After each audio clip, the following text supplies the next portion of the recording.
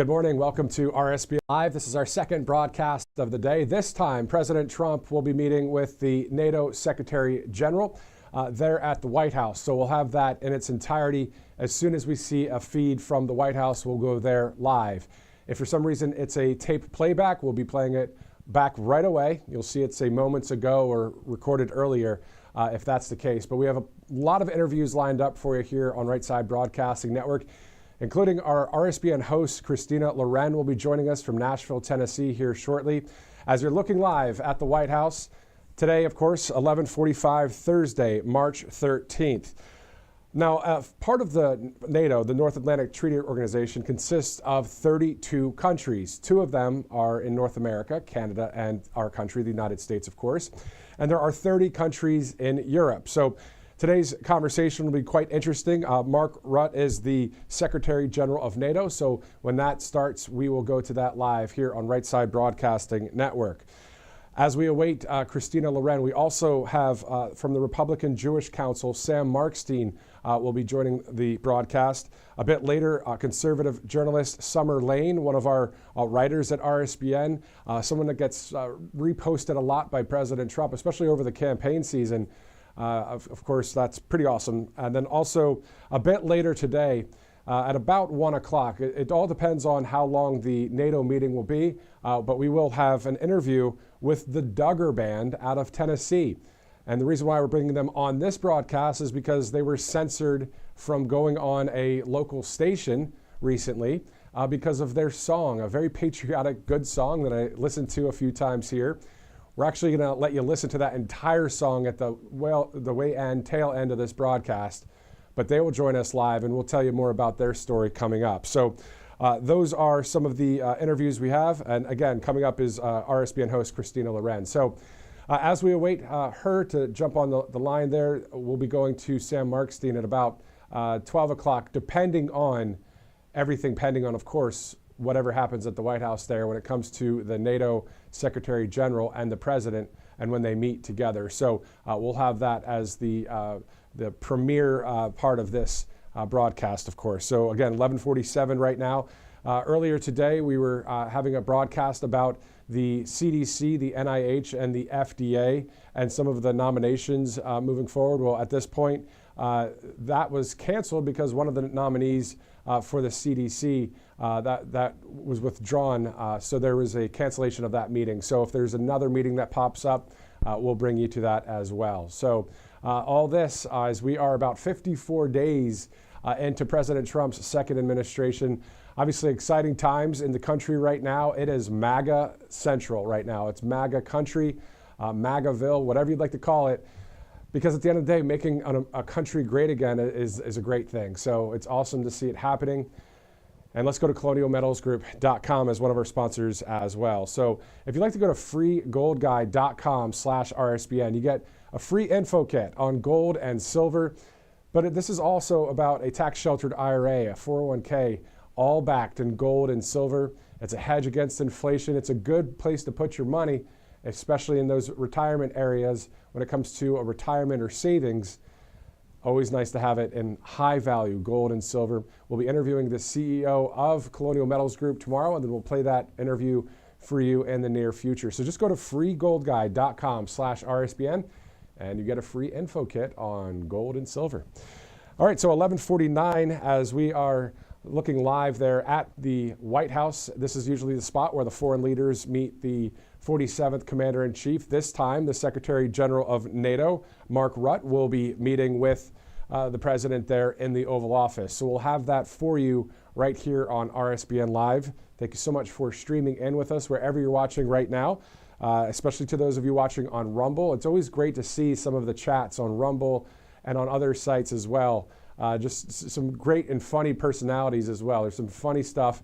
And one thing that's pretty funny is when you guys put a little emoji of people dancing whenever there's music playing. I think that's pretty funny. And also, get ready to press that emoji button or however you do that, because at the end of this broadcast, again, we'll have a song in its entirety from the Duggar Band called True Colors, a very patriotic song.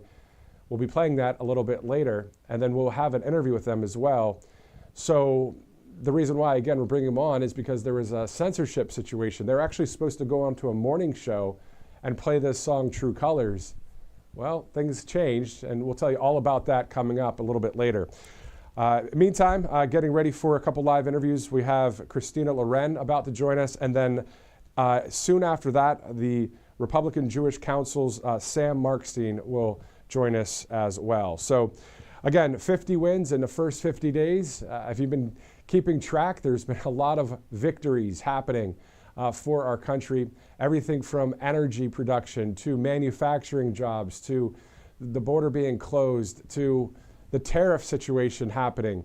Earlier today, we saw some pretty wild things when it comes to the tariffs.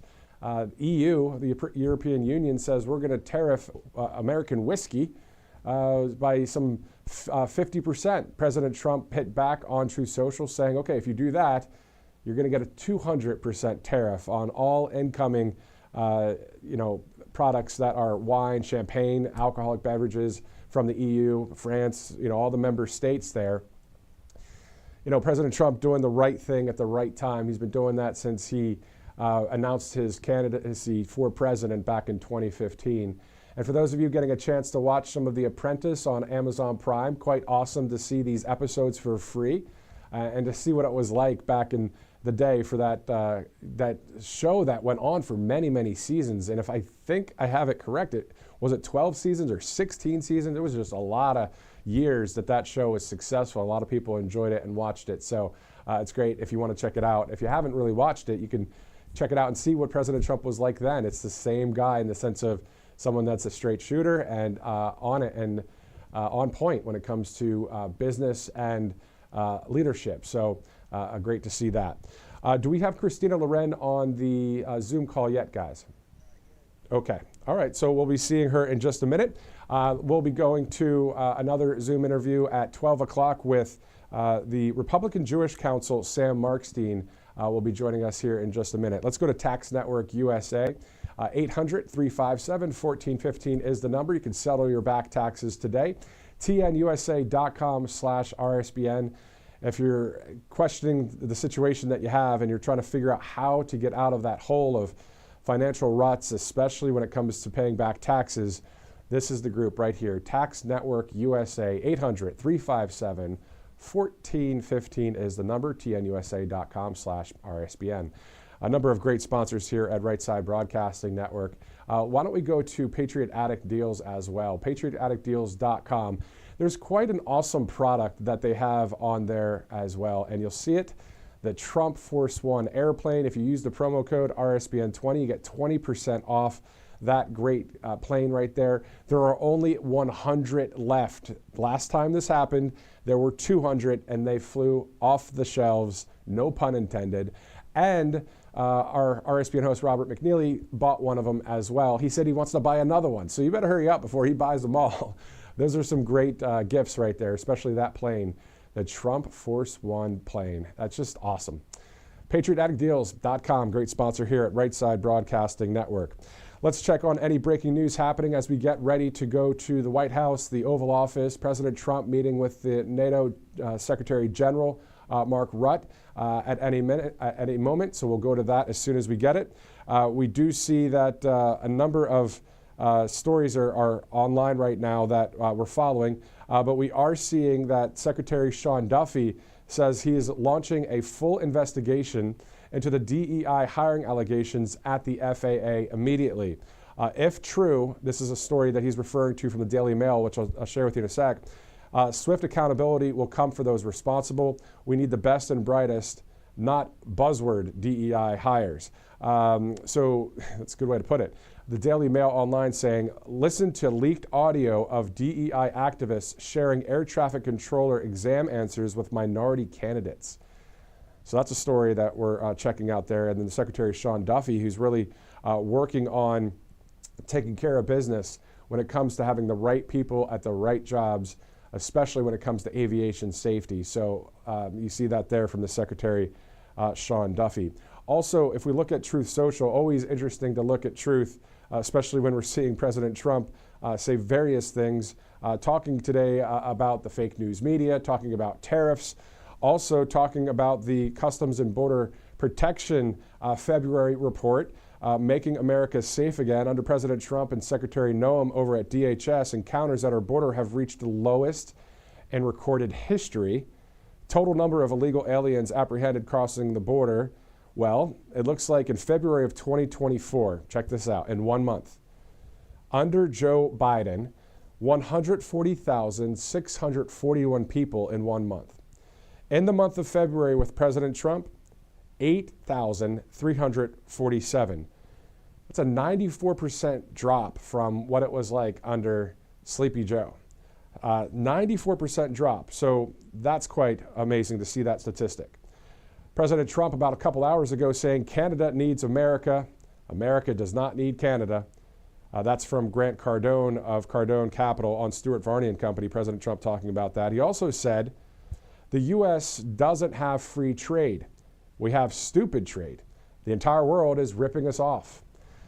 So there you go. I mean, President Trump does not hold back. He never did, and he never will when it comes to how he's thinking and feeling about certain situations. And the thing that's awesome is they're on point.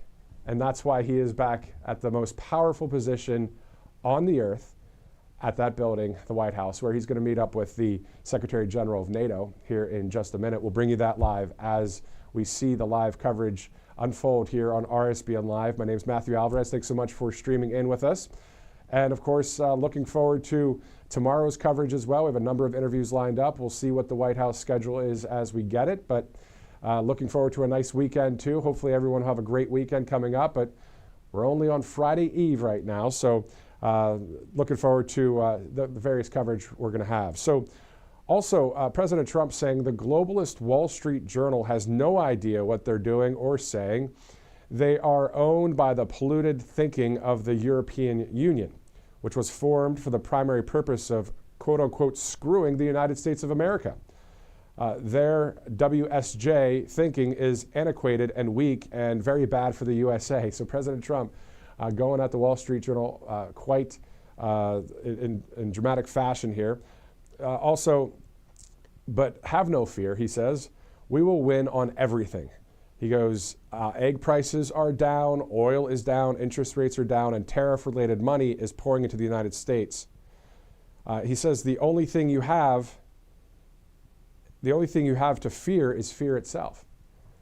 So there you go. President Trump just a little bit earlier on Right Side Broadcasting Network right here live as we continue our live coverage and as we get ready to go to a number of live interviews here on the network.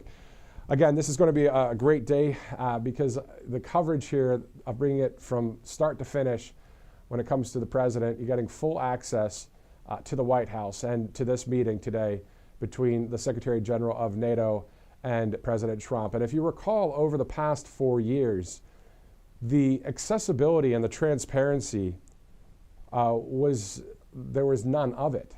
Of course, there was none of that, but now, of course, we're getting a lot more of it here. All right, let's go to a director. Before we go to our live interview with Sam here, do we have the Secretary of State talking about the specifics that he talked about yesterday? Do we have that video ready to go?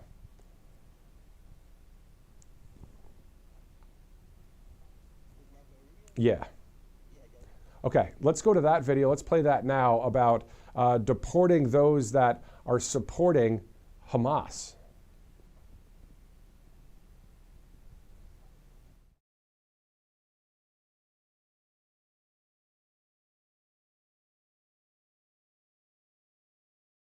As on a visitor's visa, okay, you are here as a visitor. We can deny you that visa.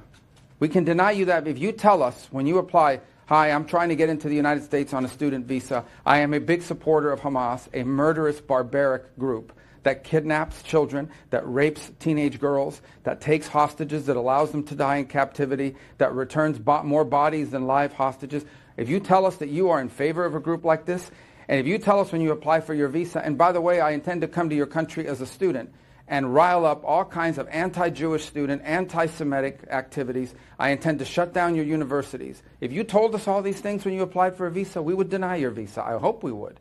If you actually end up doing that, once you're in this country on such a visa, we will revoke it. And if you end up having a green card, not citizenship, but a green card as a result of that visa while you're here in those activities, we're going to kick you out. All right, so those words from the Secretary of State, Marco Rubio, just yesterday. And let's go now live for reaction from Sam Markstein with the Republican Jewish Coalition. Sir, talk to us just about your thoughts about President Trump and the Secretary of State saying, you know what, no, we're not playing this game here in this country. Yeah, well, thanks for having me on this afternoon, Matthew. This is just the latest example of promises made, promises kept. This is a campaign promise that this president ran on during the election, that if you're here as a visitor on a student visa or a green card and support terrorist groups, you're going to be deported. We don't want you in our country. And Mr. Khalil should have his green card revoked, and he should be deported. And as Secretary Rubio succinctly said, when you come here on a visa or a green card, the U.S. government has broad authority to deny you those sorts of privileges. And if you're engaging in anti-American, anti-Semitic, pro-Hamas activities, which this gentleman certainly did, and I'm sure will be proven out in court, the government can kick you out. And frankly, it's shameful that so many Democrats, particularly in the U.S. Senate, are siding with Mr. Khalil instead of siding with Jewish students that were terrorized by him and his activities on these college campuses. Yeah, I mean, it's quite, I don't know what word it is. It's horrible to see that people are actually chanting and supporting this group. So, I mean, that's why obviously they're saying, oh, you're getting deported if you're doing that. So your thoughts about the fact that President Trump said, hey, Columbia University, you're getting $400 million from the federal government. Well, guess what? I'm taking that $400 million from you because they keep going with that anti-Semitism there, or allowing their students or whatever to be doing this. I mean, your thoughts about that too? Once again, another campaign promise being fulfilled. The president said during the campaign that if you, as a university, fail to protect your Jewish students and fail to take combating anti-Semitism seriously, you will lose federal funding. And as you just said, $400 million from Columbia University just this past couple of weeks. And you're going to see even more of these investigations continue. The Department of Education just announced an investigation into 60 universities in this country that have been accused of having anti-Semitic activities on campus. The Department of Education is also prioritizing the complaints and the backlog from the prior administration from Jewish students that were not taken seriously. So there's a new sheriff in town, Donald J. Trump. He's taken this seriously, and this, Matthew, is what millions of Jewish Americans voted for. The contrast to what the years of appeasement of these pro-Hamas mobs in the prior administration is stark, and it's really a relief for a lot of those students and their families who had to deal with this terrorized student body for so long. Exactly. And no matter what religion someone is, okay, we have our personal belief systems, of course, that's a freedom to do that. But if it's about peace and you actually are peaceful, okay, cool. But this is something supporting something that has nothing to do with peace. So it's been quite great to see our president and our Secretary of State taking care of business there. I wanted to get your take on Israel as well. After we saw what happened in Syria and what may be still happening there, the minorities there, the Christians and others that are getting killed by these Syrian rebels and others, but we're seeing that Israel has actually attacked and fired off about 8 missiles into Syria near Damascus. Just your thoughts overall on what's going on. I know it's always a hotbed of things going on there, but do you have a 30,000-foot view for us? Yeah, I mean, Israel, for those of that have been there, know that Israel is the only democracy in the Middle East and protects its religious communities, whether it's the Druze, the Christians, or anybody else in Israel. Arab Americans, Arab Israelis or Muslim Israelis, they protect those religious minorities in Israel, and they're doing the same thing for the Druze community and others in Syria. And so you're seeing that happen right now, as you just suggested.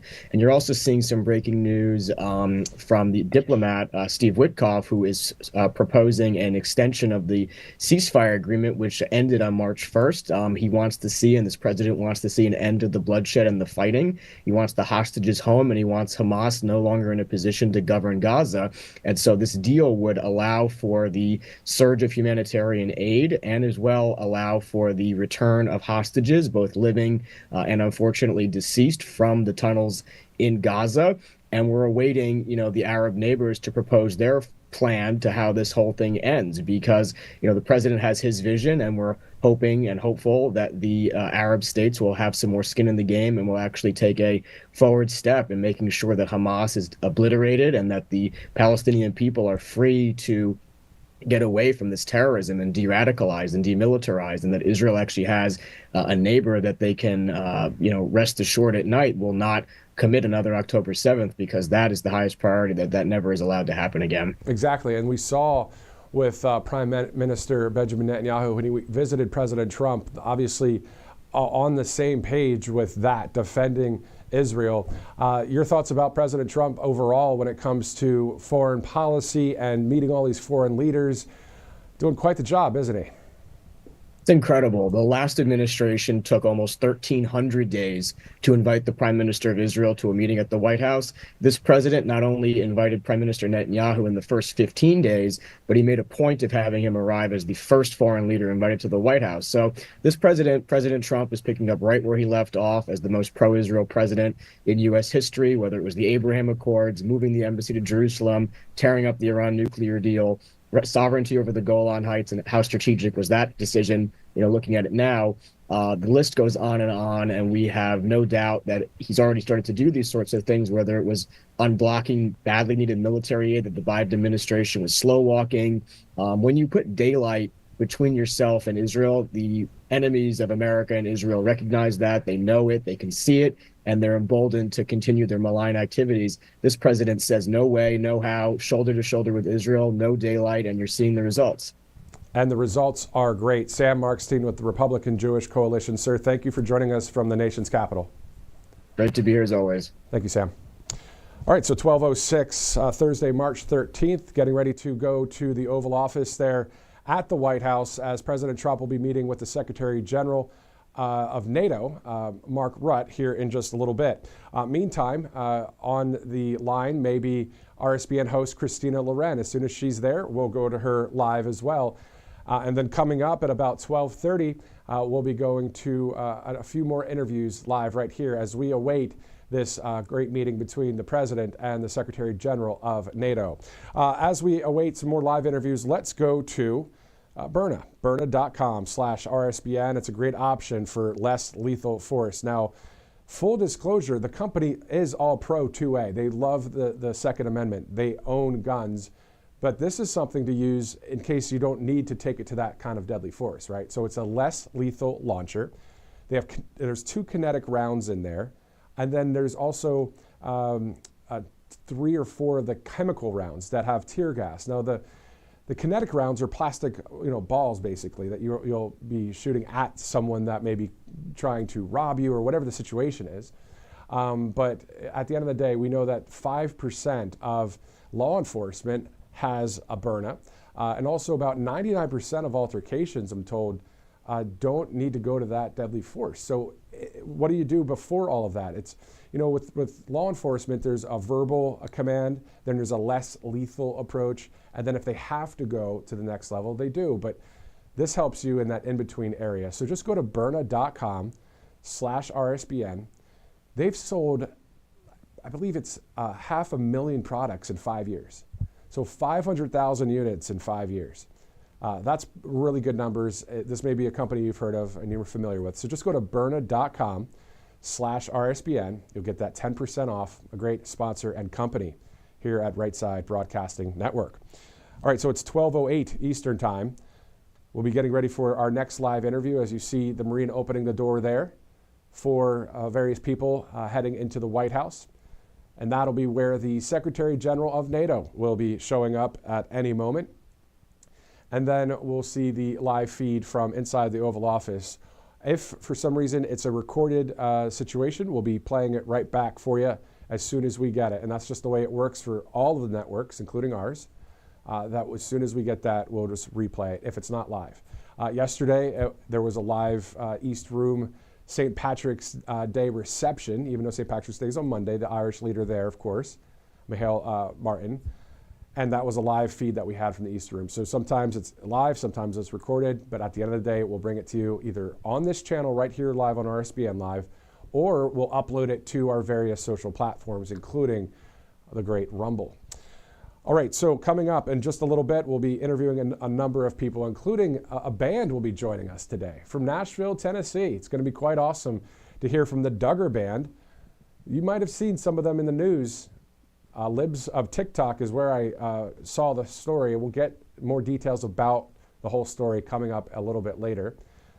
But yeah, looking forward to that. Also, Summer Lane, if you're familiar with that name, she's one of the writers here at Right Side Broadcasting Network. We have a great team of writers, and it would be great to have all of them on the broadcast sometime soon, because these are the ones that are writing these great articles that are posted on X, on Truth Social, on our website, all over the place. And from time to time, again, we see President Trump, the leader of the free world, retruthing or reposting RSBN articles in front of the world. As there are more than 9 million people just on Truth followed him, there's more than, 100, where is he at now, million on X. You know, the numbers just keep going. And then on top of that, even though there's so-called only 9 million right now, that number keeps growing too for President Trump on Truth. But when he posts on that, it's seen all the way around the world because various television stations, I was watching, of all things, you know, because we work in politics in a way here at the network, in the sense of reporting on politics. I saw a European Union press conference the other day. It was around 7, 8 in the morning. I was here at the studio. We had no live coverage at that moment, so I was watching it. And one of the fake news reporters, even over there in Brussels, was saying, you know, Trump, he posted on Truth, whatever that thing's called over there, and talked about a Truth Social post. So it is wild to see that when he posts, the country sees it, the world sees it. So back to the point though, Summer Lane has had her articles, along with a number of other staffers here and other contractors at the network, have had their work reposted by the leader of the free world. That is quite an accomplishment. So we're going to talk to Summer about that at about 12:30. If for any second, if there's a live feed to the NATO meeting there, we'll record the interview and still play it for you. A lot going on here as we are live, wall to wall, getting ready to go to the White House. I'm Matthew Alvarez. Let's take a commercial break. We'll be right back. Welcome to Right Side Broadcasting Network, your trusted conservative news outlet. At RSBN, we deliver the truth when the mainstream media falls short. Since 2015, we've proudly broadcasted every single one of President Trump's iconic MAGA rallies, bringing you the excitement and energy live before anyone else. By watching RSBN, you get an unfiltered front row view of the action on the ground. We interview the crowds to give a voice to millions of Americans just like you. We show you President Trump's speeches in their entirety, free from interruptions and censorship.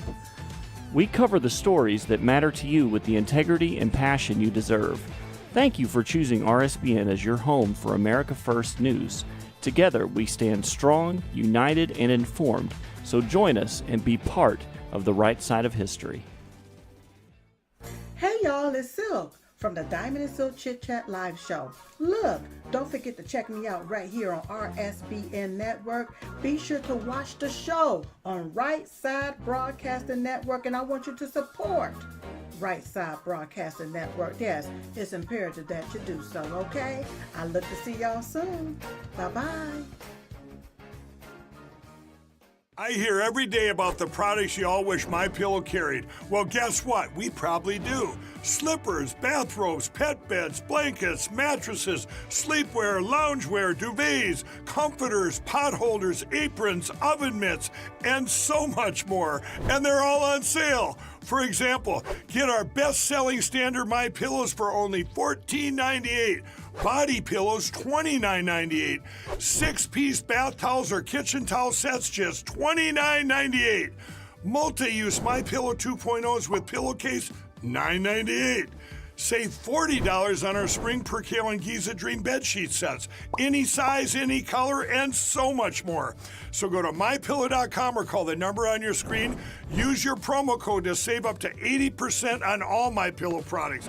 And I've never done this before. When you spend $100 or more, you're going to get 2 standard MyPillows absolutely free. Always good to see Mike Lindell. MyPillow.com/RSBN if you'd like to purchase any products there.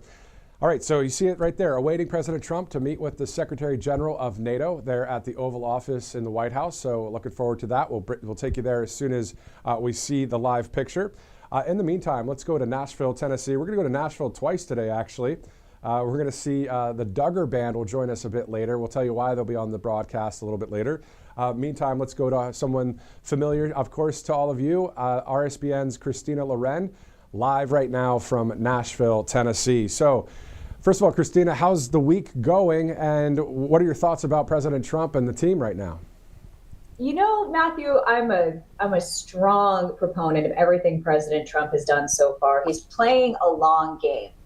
And when it comes to the economy, everyone's really caught up looking at the short run dynamics, especially the stock market, which, you know, it has dropped significantly, especially over the past 30 days. However, President Trump knows what's best for America in the long run. And I know that he came out last night with a post about the Wall Street Journal. He followed up with another post this morning, talking about how they're not being fair to him, and they really aren't.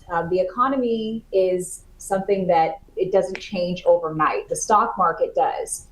And I think investors are a little bit skittish right now, because if you are going in bullish into these stocks and you're trading a lot of money every day, a lot of people have been losing money. But we have to understand that President Trump is playing a long game, and he knows what's in the country's best interest in the long run.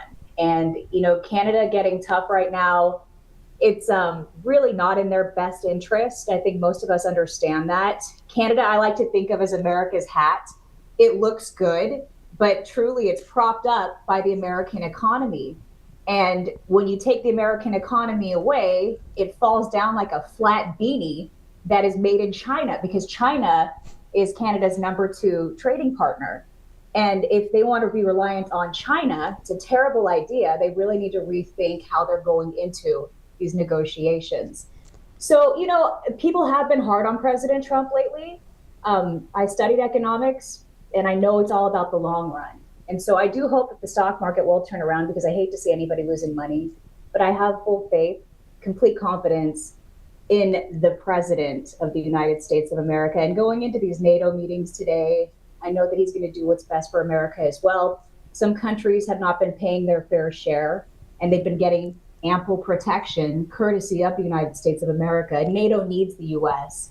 And so I think that everything's going to work out once President Trump is able to sit down, look people in the eye, and make negotiations that are best for the country, best for Americans. Exactly. And Christina, speaking of hats, you wear a number of hats. You're an RSBN host. You talk politics.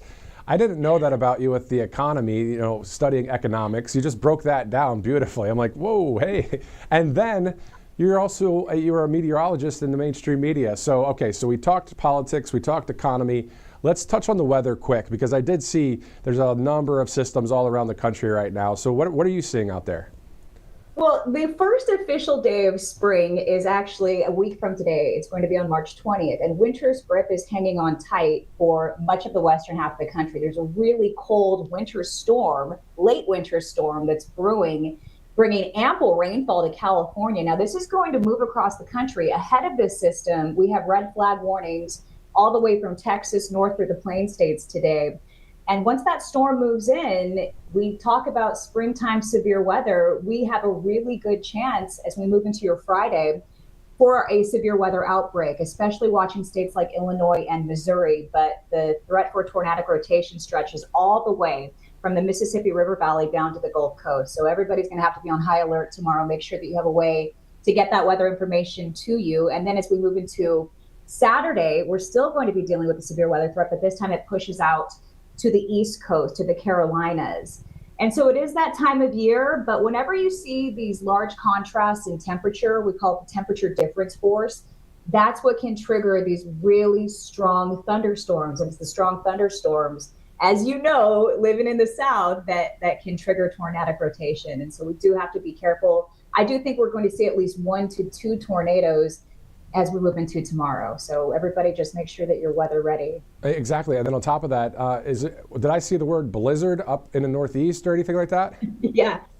In the same system, there's 2 sides to the system. So on the back end of these storms is where we have the coldest air.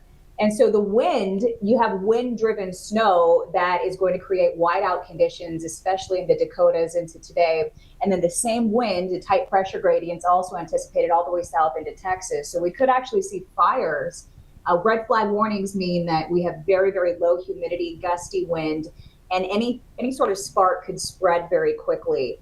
So it's just going to be a couple days where we have a lot of active weather all the way across the country, impacting millions of people. And then finally, as we move into Sunday and Monday, calmer conditions are anticipated. Okay, so all right, we're going to have to take off the weather hat. Let's put back on. You pick politics or the economy. I mean, so we see the 50 wins in the first 50 days of the president. I mean, these are just grand slam home runs. I mean, would you like to pick anything out of the great things that President Trump and the team are doing? I think it's the one that's probably being downplayed the most by the mainstream media right now, and it's immigration and what Tom Homan has been able to do. And just to see the numbers dropping, people coming across our southern boundary is huge. And I love the fact as well that President Trump is really taking a stand on these Mexican drug cartels who are channeling in that fentanyl that's poisoning our youth, poisoning people all around the country. And he also notices that it's coming in from Canada, and Canada needs to do more as well. So, I mean, getting into April 1st, a lot of these tariffs are going to kick in, and we'll have to see how people will negotiate with him. Europe, I know that Europe is on eggshells right now. They're very worried. They know that their economy could take some major hits if they don't turn around and respect the United States when it comes to these tariffs. And in the long run, it's these tariffs that are going to lift all the boats for this country, for the Americans who have been hurting. And yesterday, I read a report that Donald Trump, his ultimate goal is to have people who are making $150,000 or less not have to pay any taxes. That would be revolutionary if that actually played out. Because what happens in that case is people have more money, more disposable income to put back into the economy. And that is what this capitalistic nation is all about, is we have money and it goes back out into the economy when we have a disposable income. So many people are hurting right now because of 4 years of Biden's terrible policies. President Trump has inherited a bad economy. He's doing everything that he can to turn it around, but he's smart. He's not going to do anything that's going to be, knee-jerk. He's going to think things through and be cautious about how things are going to play out down the line. He's working 10 steps ahead of everybody else. So I do hope the stock market turns around. A lot of people have their savings 401ks that have taken a hit. I do believe that President Trump is watching very closely what's happening, and he will be able to turn it around and right this ship. But this new guy stepping in Canada, I don't like his style. I think he's going to do a great disservice to his country if he continues to push for going against what President Trump wants, which is just fair trade, fair and equal trade. Yeah, it sounds like Justin Trudeau Part 2. I mean, it's the same old thing, weak and just doesn't have the interests of the people in mind at all. It just is the way it was under Trudeau, and it seems like that may be the same way for this new leader. Let's shift gears quickly as we are waiting for the NATO Secretary General to meet with President Trump there at the White House. As soon as we see that live feed, we'll go there. But Christina, let's talk about mainstream media. How many stations, we don't have to name the stations, but how many stations did you work at in your career before you finally got the opportunity to come into conservative media? Oh my goodness. Well, I was in San Francisco, most recently, NBC Bay Area. And so that was a really tough market for me. Then before that, I was in Miami, primarily doing weather, but still when you're in a newsroom and people have their opinions and everybody wants to be heard in a newsroom, everybody wants to make sure that, oh, listen to me, I'm important. It's very difficult to have conservative viewpoints and to vocalize them, and Christian viewpoints at that. So it is really nice to see how things have changed. I never thought that we would be in a place, though, where podcasts, conservative podcasts, networks like RSBN would be able to rise so rapidly up against these giants who have been in control for so long. And that's all changed because people are tired of the slanted news that they're getting presented as fair and balanced. So, even the mainstream networks like Fox, and I know that I can say this confidently because I don't work for Fox and I probably wouldn't want to work for Fox. Even they have bosses who are going to dictate what they can and can't say based on the needs of the sponsors. RSBN is not like that. We love our sponsors. They're all conservative in nature. So we're very open about what we're doing. It's a conservative network. But everybody, if you get into that corporate world, when you're making $100,000 a year or more, as many of these big time network anchors are, you have to play by their rules. And that really restricts you and limits you on being able to tell the truth in many cases. Exactly. Yeah. No, exactly. I mean, at the end of the day, so-called big-time networks or big-time anchors, that is old school in my opinion, because the people are leaving. It's kind of like, picture a huge football stadium and it's packed with 107,000 people, right? And say that's somebody watching one of these so-called big-time networks.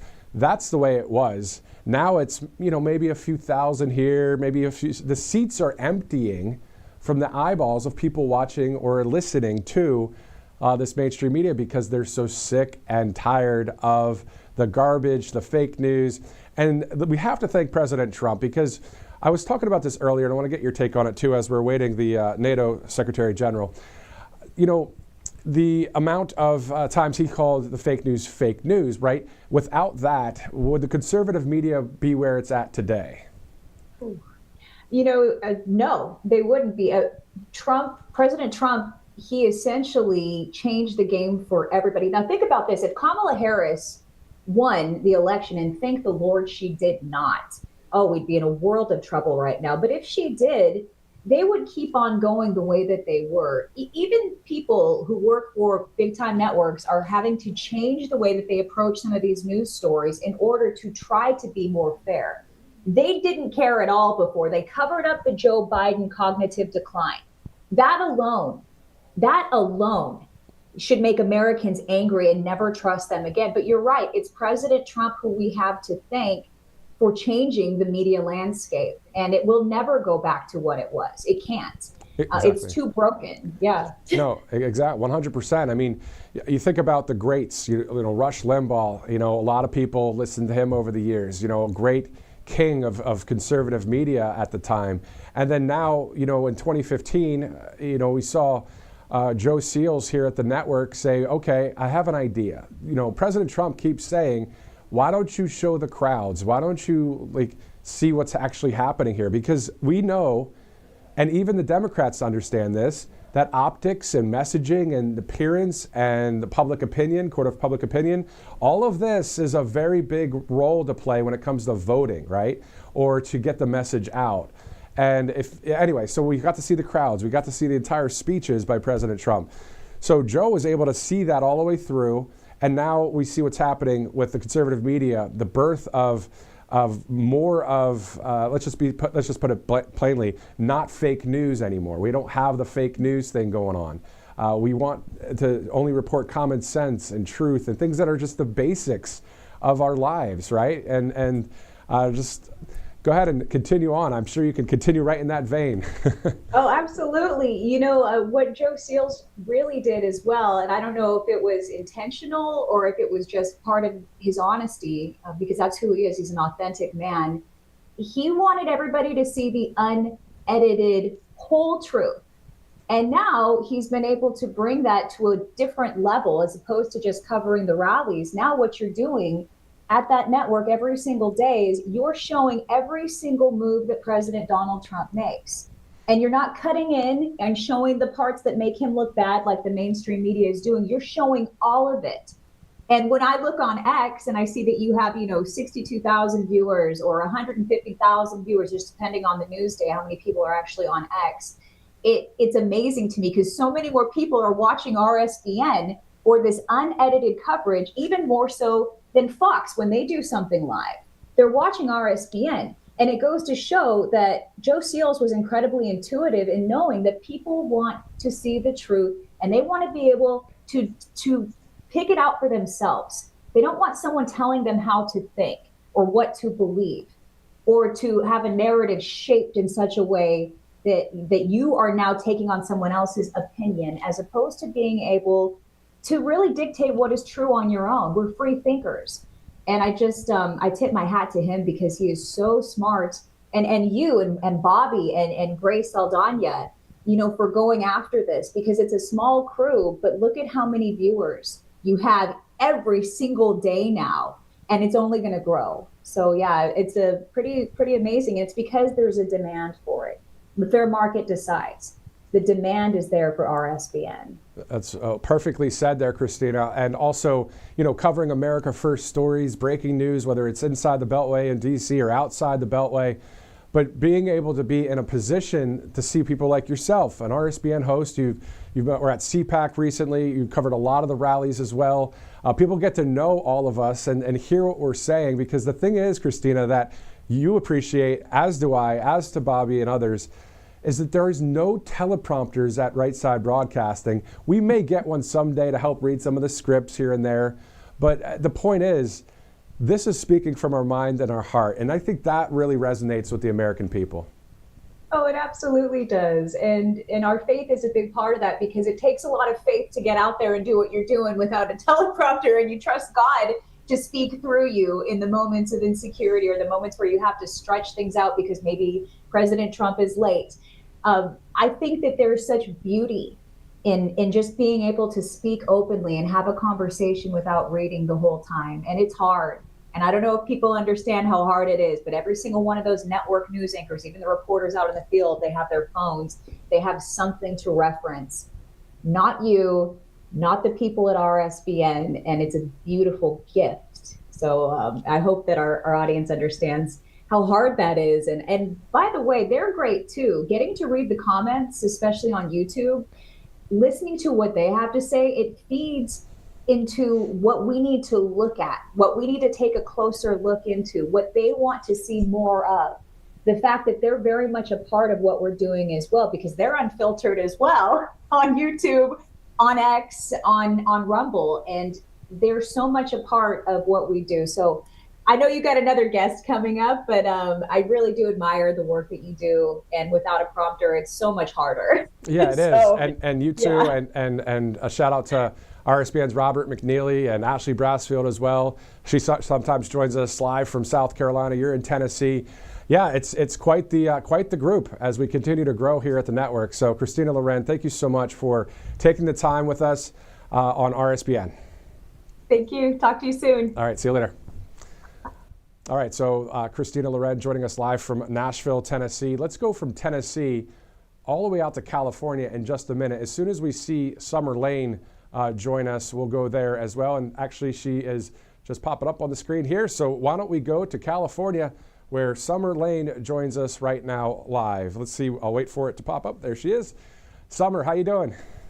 I'm good, thank you. How are you today? Oh, I'm great. I mean, finally great to meet you over the internet here. But, we saw so many articles that you've written that were reposted by the leader of the free world. What is that like for you, Summer? Well, it's very exciting, and I'm full of gratitude. President Trump is someone that I authentically and just so truly support from my heart. And so it's just always a surprise whenever he shares anything that I write, wherever it may be. And I'm just very grateful for that, because I feel that hopefully that means that it reflects the spirit of what he's trying to accomplish in this country, making America great again. And it's awesome. And you got to actually meet President Trump. What was that whole thing like? Oh, that was fun. Yeah. President Trump is a wonderful, kind, warm person. And that was my biggest takeaway from meeting with him, is that he is just a genuinely nice guy. And it's so sad that the media is so cruel to him, because he does not deserve it. But yeah, meeting him was definitely a highlight of my writing career. Can you talk to us about your career, and before you got into writing political news, like what's your background? Where did you come from when it comes to all this? Sure. Yeah. So my background is kind of colorful. I started writing when I was very young. I was writing when I was just a kid. I was about 13 when I decided I wanted to be a writer. And then when I was in high school, I was about 15, 16 years old. I started actually working as a freelance journalist. So I've been doing this my entire life. I also worked as a novelist for a very long time. I wrote and sold 30 novels, and I owned a website called A Writing Bell, and I interviewed lots of people from the publishing industry. I was also a lifestyle journalist, so I interviewed people and told their story. So that's sort of my background before I came into politics. I would consider myself a storyteller and an archivist more than a reporter. I like to tell people's stories. So I got into politics in 2020 because of what happened with COVID, but I didn't mean to. I just wanted to write about the truth of what was going on in California. And as someone who was a fiction author and a lifestyle journalist, politics was quite the pivot for me, but I felt like it was what God was calling me to do at that time. That's awesome. I mean, every time I see an article there, I mean, the title, the way it's written is so well done.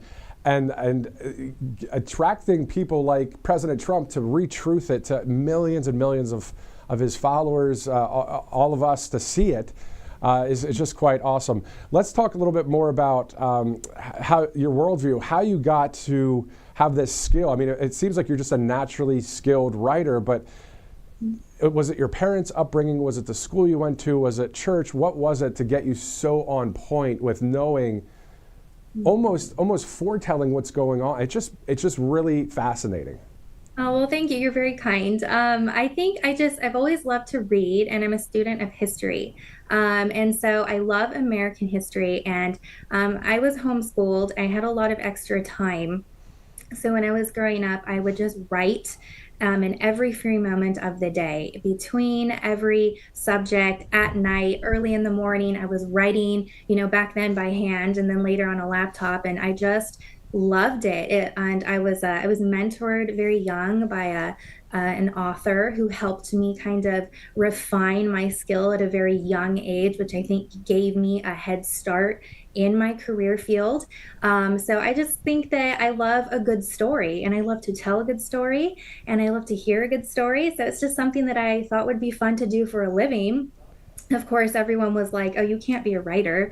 Writers aren't successful. Everybody wants to write the next great American novel, or everybody wants to do that. And I thought, well, maybe I could be a successful writer. Maybe I've got a shot, because I felt like I had a good work ethic, and I was very energetic about it. And I guess I just applied myself and worked really hard. And I'm just really grateful. God has been very gracious. Yeah, it's been awesome to see a number of articles. Let's dive into a few of them as we wait for the Secretary General of NATO, Mark Rutte, to meet with the leader of the free world, President Trump, at the White House. One article that President Trump posted on Truth Social was your article from Right Side Broadcasting Network on March 4th. Here's the title headline: Stunning Accomplishments Mark the First Few Weeks of Trump Administration 2.0. It's simple, to the point, perfect, got retruth. Let's talk about some of those accomplishments. I mean, where do you want to start? There's so many.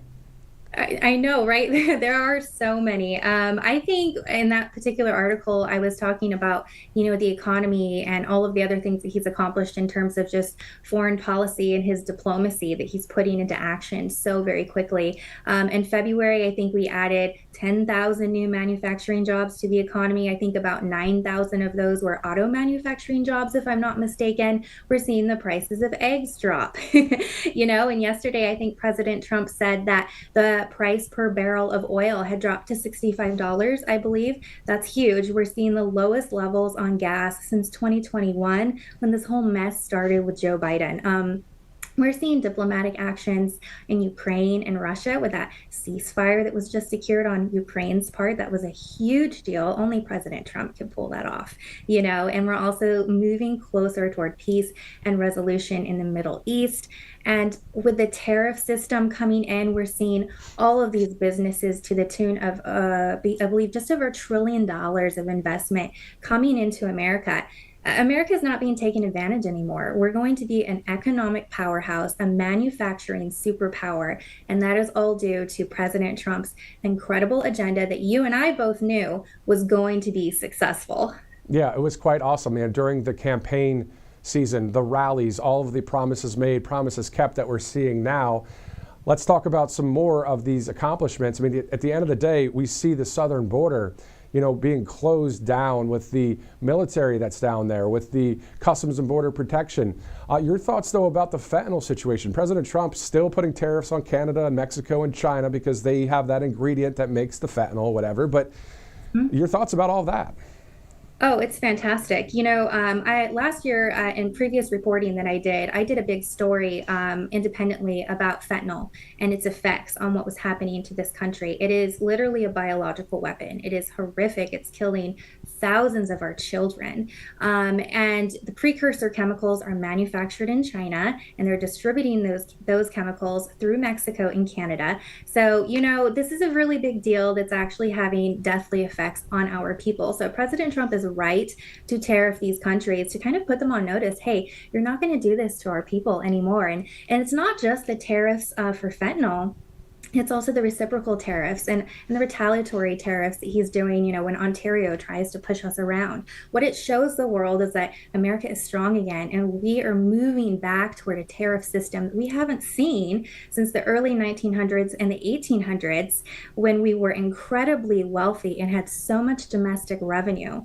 Now, we are enslaved to this taxation system because of the 16th Amendment in 1913, where we replaced the tariff system with the income tax system. So President Trump is moving the needle back to a more successful time, because he too is a student of history like we are, and he understands what made America great then will make us great again now. Exactly. So Summer, when I'm talking to you right now, it's instead of an interview, it's more of a conversation at this point. But the point is, I feel like I'm talking to like Carolyn Levitt or somebody. Do you have a future in politics? What's going on now?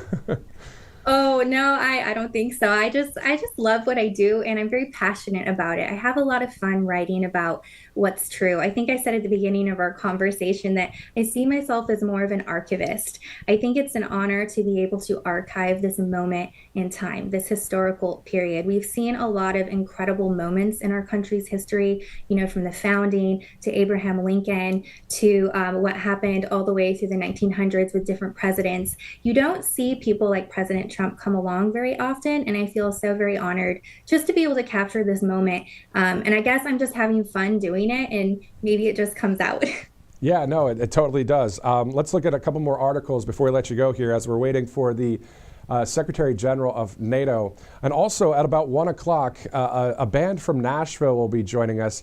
And Summer, you might want to maybe write an article about this one. We'll see. This may be an article you might want to write coming up. But let's look at some more of the articles that President Trump has posted. How about Trump celebrates manufacturing optimism and touts thousands of new jobs?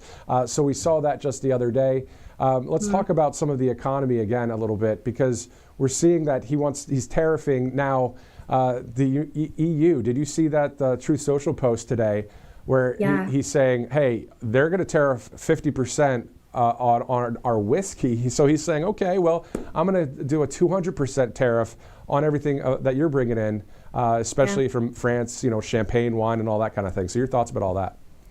Well, it's great because it'll force them to drop their tariffs, and he knows that, because they need us a lot more than we need them, and that's just a fact with pretty much every single country in the world.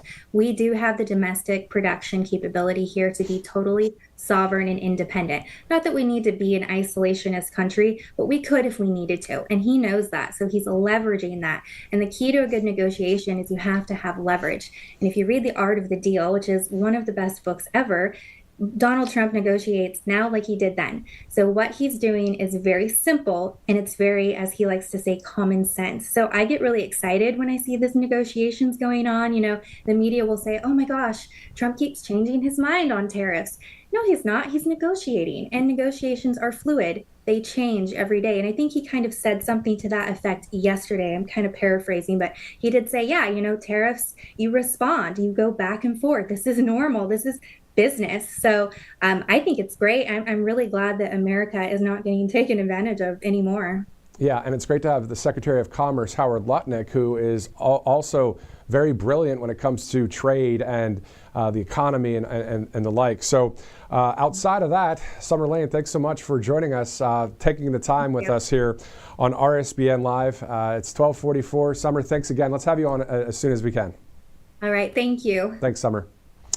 All right, so it's 12:44 Thursday, March 13th. That was Summer Lane. You may have seen a lot of her articles, whether it's with Right Side Broadcasting Network, reposted by President Trump on Truth Social. And whenever that happens, again, that's in front of millions and millions of people. And it's great to have brilliant minds, putting together these stories that are based in fact and exactly what's happening. So that was quite awesome to meet Summer over the internet here.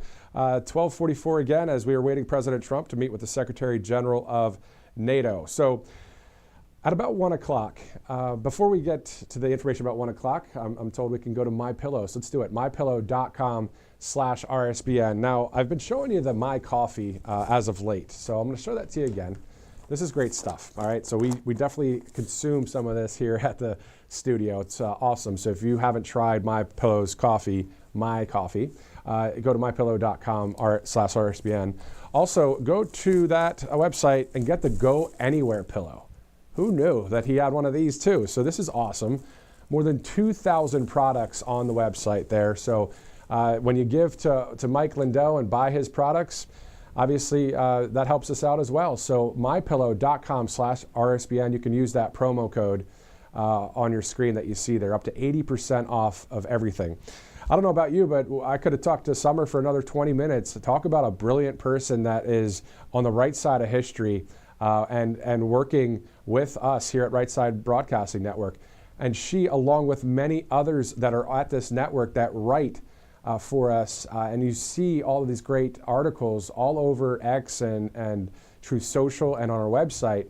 I think at this point, since I had Summer on, I'd love to have the rest of the crew on and just hear their background, their story, how they got involved, because it's not only just the headline, it's who is the person as well. Like, how did they get to where they're at? Why did they make that change in their career? And it's just quite awesome to see that, and that's why it's called an interview. So anyway, 1 o'clock will be something quite interesting coming up here on Right Side.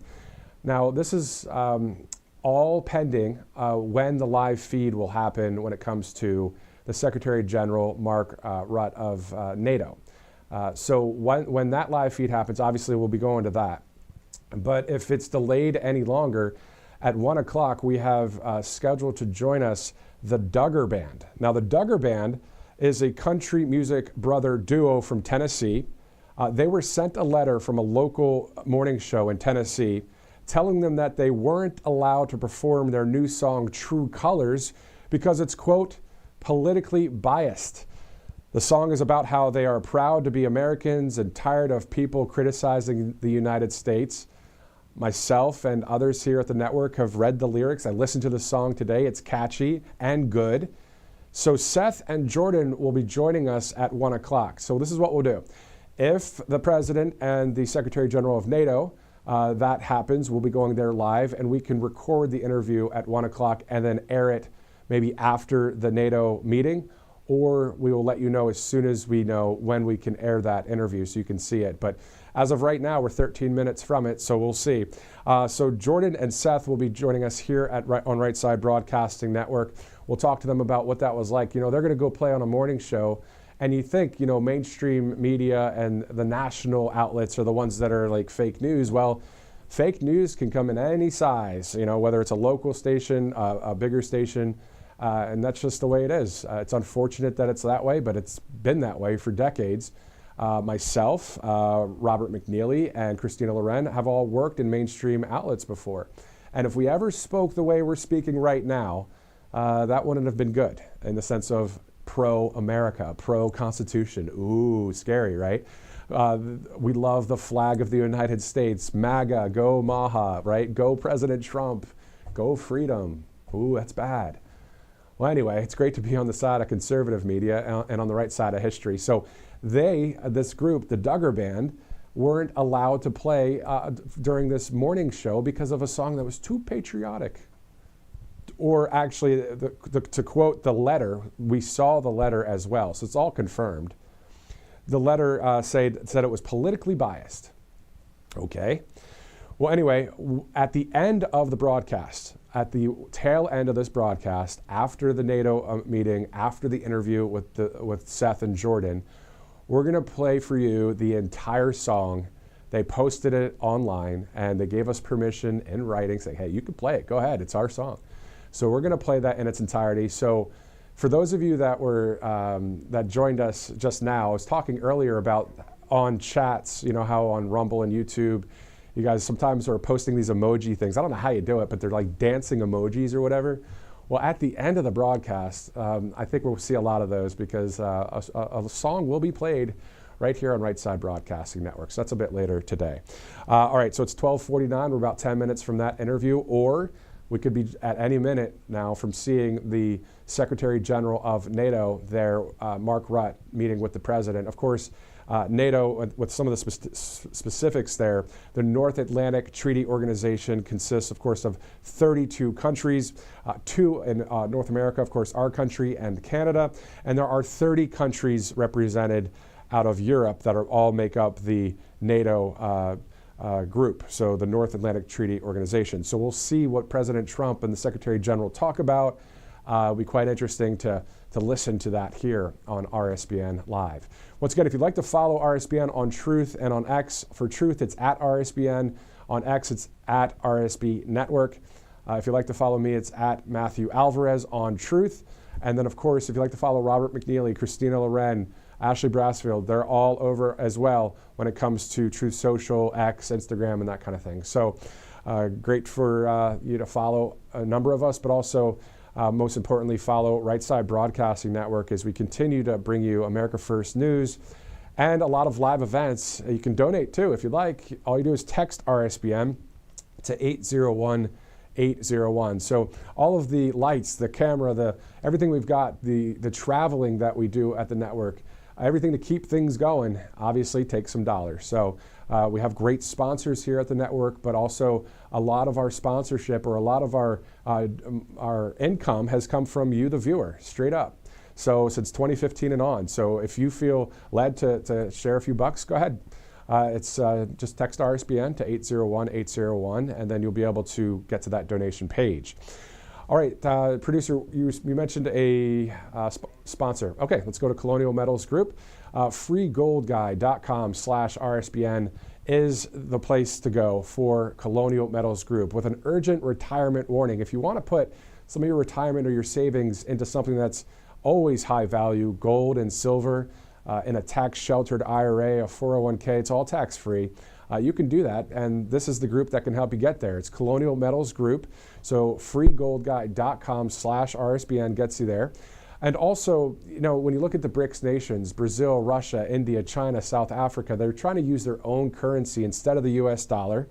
Then in the stock market, you got Warren Buffett. He's just saying, hey, $133 billion, not that number there. That's something totally different. But he just dumped those stocks the other day. So it's a situation where putting our hard-earned money in gold and silver as an option is always great to do, and you can see that there with Colonial Metals Group. So freegoldguy.com/RSBN as it's 12:52 Eastern Time. Looking forward to some other coverage, specifically when Elon Musk or maybe President Trump or somebody from the team will show us what's inside Fort Knox. We want to see this. Don't we want to see that? I want to see it. It'd be cool to see the gold bars inside Fort Knox there in Kentucky. So not sure when that's going to happen, but we will be keeping our eyes on that. Also, to be totally transparent, let's go to some of the other information from a while ago when the Florida representative, Ana Paulina Luna, announced Federal Secrets Declassification Task Force. This is the information that she said that they'd be looking into, and hopefully we, the people, the public, will be able to know more about the following things that she talked about in a press conference some time ago. The JFK, RFK, and MLK assassinations, the information on that. The Epstein files, the information on that. Documents about UFOs, documents about 9/11 files and COVID files. These were all discussed, not by me. I didn't just drum it up. This is all discussed by Representative Ana Paulina Luna a while ago, having a press conference saying that there is a Federal Secrets Declassification Task Force. So we'll see when we're going to see all of that information, but that, according to the great Florida representative, who is also a great patriot and looking forward to seeing that. And speaking of great patriots, since I'm down in the notes a little bit, and Christina was talking about how, you know, other networks, they have teleprompters. Well, we don't use them here as of right now. And we just kind of riff it and go with it and cover these a lot of these live news events. But also we do reference some of our notes that we take here and some Truth Social posts, that kind of thing. But speaking of great patriots, Charlie Kirk, he said basically on Truth Social a while ago, he goes, when we voted for President Trump, we voted for Elon Musk and Doge, RFK Jr. and Maha, Kash Patel, Tulsi Gabbard, Pete Buttigieg, Pete Hegseth. Blech. The reason why I'm thinking about that is because earlier today I was watching another network and they were talking about him trying to see if he was going to run for president or run for Senate. But Pete Hegseth.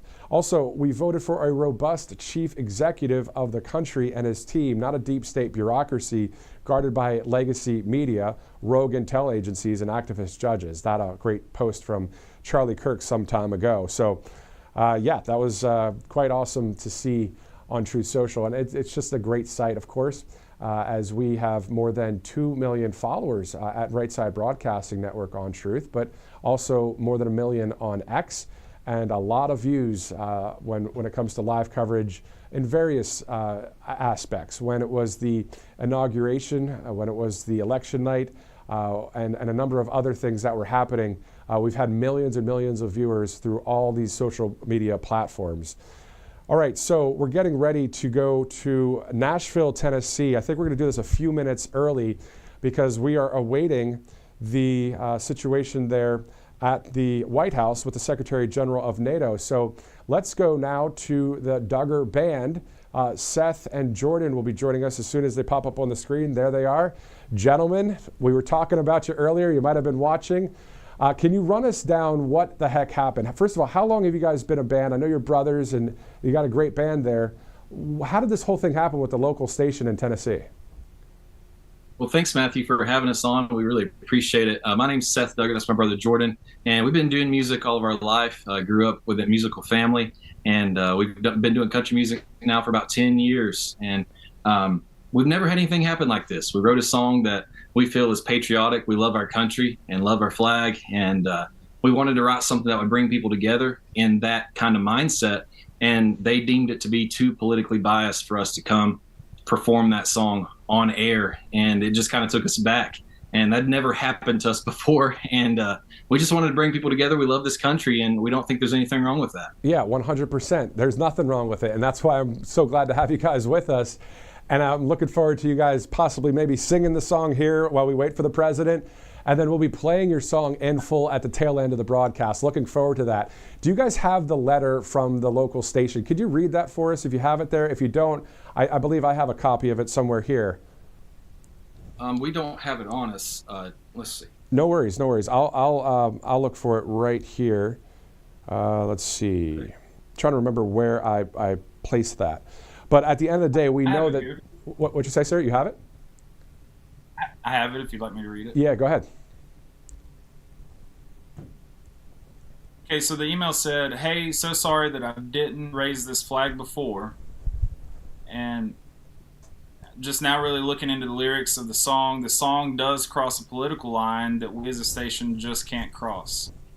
We as a show and a station do not allow any politically biased songs on either side of the line.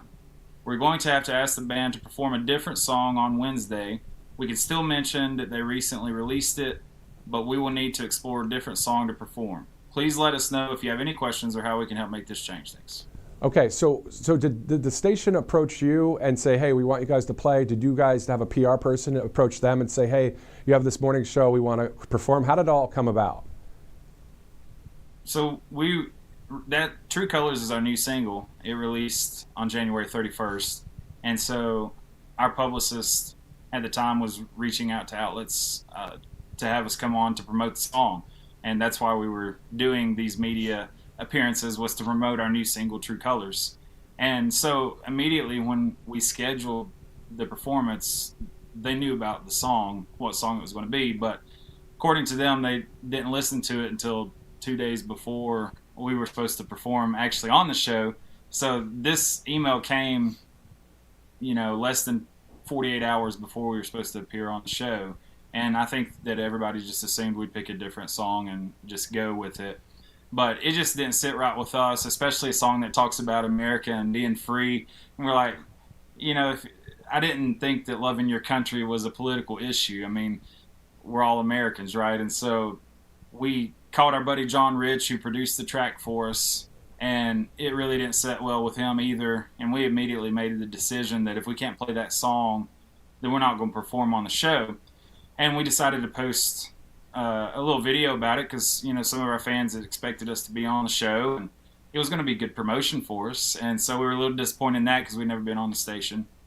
And we posted the video, and then all of a sudden it blew up, and everybody started sharing it and getting behind us and for standing up for the song and what it means. And John shared it, and then Libs of TikTok shared it, and just so many people started getting on board.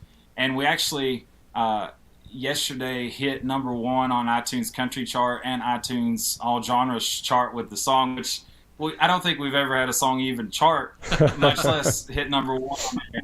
And because we've been doing this a while, and but we're still independent artists, so that's just a huge, way more promotion than we would have ever imagined has happened this week, and is still happening. And we appreciate you bringing us on the show to talk about it as well, with people like you supporting us. It's just been unbelievable this week what's happened. It is. It's so awesome. It's a blessing in disguise. When the fake news does something stupid, then it makes you guys now famous. And also, guys, on Spotify, you know how you can just go pick a song and put it in your playlist? Well, True Colors is the number 1 song on my playlist. I played it earlier because, sometimes you hear a patriotic song and you say, that's pretty good. No, this is a good tune, and I like it, and I know a lot of people like it out there.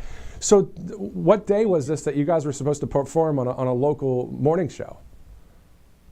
Yeah, it was supposed to be Wednesday morning, and so we got the letter or the email like Monday evening, and we had to try to decide what we wanted to do. And like Jordan was saying, it was an opportunity for us to reach people on their station and get some promotion. But for us, it's like I feel like our freedom of speech isn't worth any type of platform. And so like if you take away that song, that's a big part of who we are. And so for them to say that we can perform any other different song, like that just didn't sit right with us. Like if you can't take us at who we are in every aspect, then we don't want to just be fake and give you part of who we are. And so for us is a freedom of speech type of thing, because if you can't have that, then it's not worth the platform for us. So it was Wednesday morning we were supposed to be on, and we made yesterday. Yeah. And so we made the decision Tuesday morning to not do it at all. And that's an awesome decision. And what's cool about it is you just went from appearing on a local station to now national, if not international, attention right now. It's developing. I mean, when Libs of TikTok, I saw it on that great site on X, and I saw you guys reading this letter, and I'm like, oh, this is a good one. And I like country music, guys, to be honest. And I've worked in Nashville before. But so this is what I want to do. So if you're just joining us now on the network, this is the Duggar Band, Jordan and Seth Duggar. They were supposed to play at one of the stations in Tennessee, but their song was too politically biased, apparently, and so they couldn't perform. So why don't we do this? Do you guys have your guitars there, or do you use a guitar for this song? While they get ready, why don't you guys play? It'd be great to play the song. If we see President Trump, guys, we're gonna have to go to that, but we'll still have you guys with us right after it. But I have this right here on Spotify, so I want people to understand that at the end of today's broadcast, after the NATO meeting, after our interviews, we're gonna play the Duggar Band song, True Colors, in its entirety right here on Right Side Broadcasting Network at the end of our broadcast today. Also, just to give you a little bit of context, I'm going to press play real quick here so people understand the kind of feel we have, because you guys gave us permission to play it, so that's why it's cool to do. And then it'll be great to hear you guys kind of roll with it right there. So, and then I want to ask you about John Rich after this. That's cool that he produced it and helped you guys out. So here we go.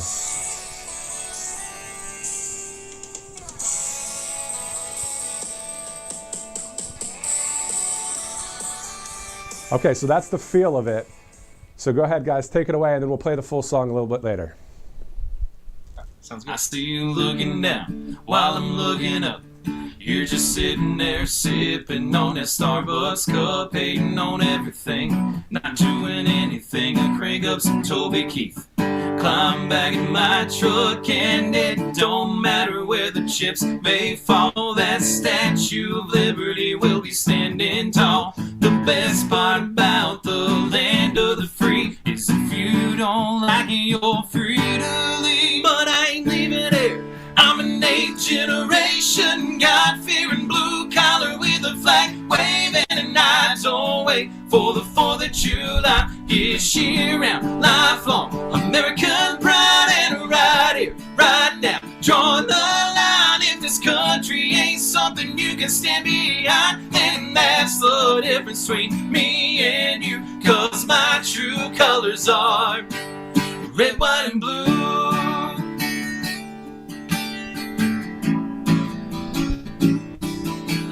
My pappy served in the Second World War. I ain't ever given up all that he fought for. And if you're coming near aiming to take what we got, we gonna fight, fight, fight. Go on and take your shot, but I ain't leaving here.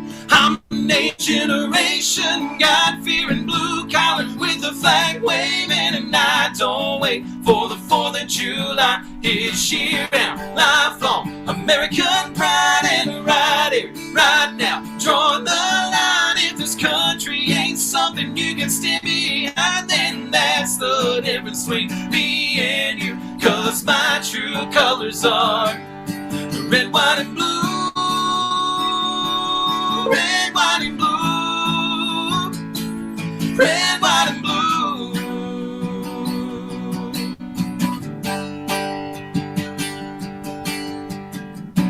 And God bless the U.S. of A. I ain't leaving here. I'm an 8th generation God-fearing blue collar with a flag waving, and I don't wait for the 4th of July. It's year-round, lifelong American pride. Right here, right now, drawing the line. If this country ain't something you can stand behind, then that's the difference between me and you. 'Cause my true colors are red, white, and blue. Red, white, and blue. Red, white, and blue.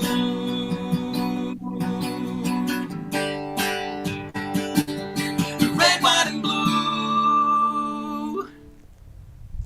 And the crowd goes wild. I've seen so many concerts, country concerts. That would be awesome to open up at any of them. That was awesome. And then the USA chants, I can hear them already across the country right now that just watch this live. You know, it's good to just be with people that just are Americans that just love God, love the country, love freedom, right? That's right. Yeah, that's what's important to us. I mean, and with country music, that's what it's based on. And so if you don't have faith, freedom, and family, then what is country music? And that's what's close to us. That's our principles. That's what we stand on. And this song means a lot to us. It's our first major patriotic song that we've written. And yeah, we just hope everybody loves it just as much as we love performing it. Yeah, no, that was a great performance right there. And then also for those of you that want to, download their music, what website should they go to as well? You can stream or download pretty much anywhere music is found. If people would like to download it from iTunes, that's really helping us right now to stay up on the chart. So yes. If somebody's looking for something to do, I think it's $1.29 on iTunes, and that helps us a ton. Yes. So if they could download and share, we certainly would appreciate it. Again, this is unbelievable for us to be talking about being #1 on a chart like that, and it's just unbelievable how God works, man. We never could have imagined this Monday morning, but you just got to take each next step and stay true to who you are, and I think God rewards you for that. So. Amen. Amen. And so for those of you just joining us, it's the Duggar Band right here. These guys are brothers. They play in Nashville, Tennessee, and it was a great song that we were able to play here live. Some of the fake news media, they were supposed to go and play on a morning show in Tennessee somewhere, and They said, no, it's politically biased. You're going to have to change that song. We like you, but change that song. And these guys are like, we're out. So good stuff. Also, the connection with John Rich. Would love to have John on the show sometime. But how did you, like, what was the formation of all of this? How did you get to the likes of John Rich? And when did you guys start and all that? Well, we happened to perform at an event not in Nashville, right on the outskirts of Nashville, at an event that he also performed at and spoke at. And so after that was over, we went and gave him our phone number and said, hey, he gave us his email and phone number, and we'd like, hey, could we just take you out to coffee sometime? We just developed a relationship with him and been learning a lot from him. And so he's been really helping us out in many areas. And so we wrote this song with a couple of our friends in Nashville, one of whom is a military veteran who served in Afghanistan in the mid-2000s. And so we wrote this song, immediately sent it over to John, and he loved it, and he actually agreed to produce it for us. And so it just kind of went from there, and he's been helping us tremendously with the promotion of it. And now whenever this happened, we just kind of was like, hey, John, what do you think we should do? And he kind of helped us along a little bit. So have you guys played anywhere, you know, a big crowd at all, or at least maybe 3,000 people? What are the numbers for you guys? Yeah, our career right now is, you know, some smaller shows, and then we've had the opportunity to play for 20, 30,000 before. Not often, but we've had some shows like that, hopefully more soon. Yeah. But it's kind of a wide range, and we've had the opportunity to tour around to some different states and play quite a few places. But the response to this song, I think we're going to be a lot busier the rest of this year now because of this. So, yeah, I mean, it's just amazing what's happened. Yeah, I mean, John Rich himself, you know, when he's playing somewhere, or any of these great artists that are conservative or just, you know, country music in general, you know, the big, what's the big Nashville 3-4 day thing that's there? CMA, right? This is one of the big festivals. So maybe CMA, you guys will be playing. I mean, who knows what's going to happen from here, but I think it's all the way on the upswing, so it's pretty awesome to see that. Before I let you go, guys, we're again waiting for the president here to meet with the Secretary General. John Rich, what a patriot that guy is. You want to talk a little bit about that?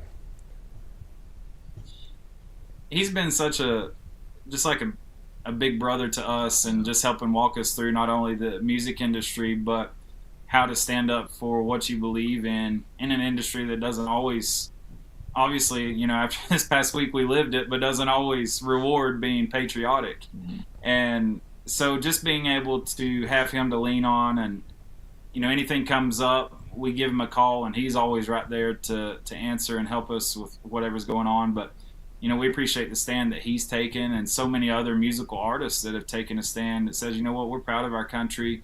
And I think that's given artists like us who, you know, it'd have been easy for us, I think, if we'd have been on our own, to say, you know, hey, maybe we should just not make the station mad, because then we'll never get to perform possibly in the future, and then we lose that promotion, and, you know, people don't get to hear our music. But I think with him and so many other people that have stood up for saying, you know, what they believe, it's like, you know what, if I can't be who I am, then, you know, maybe it's not worth it in the first place. And so having him to kind of have our back with that gave us the courage to be like, you know, not only we're not going to do the show, but we're going to let people know what happened. Mm-hmm. And because of that, man, it's been the biggest breakthrough of our career up to this point.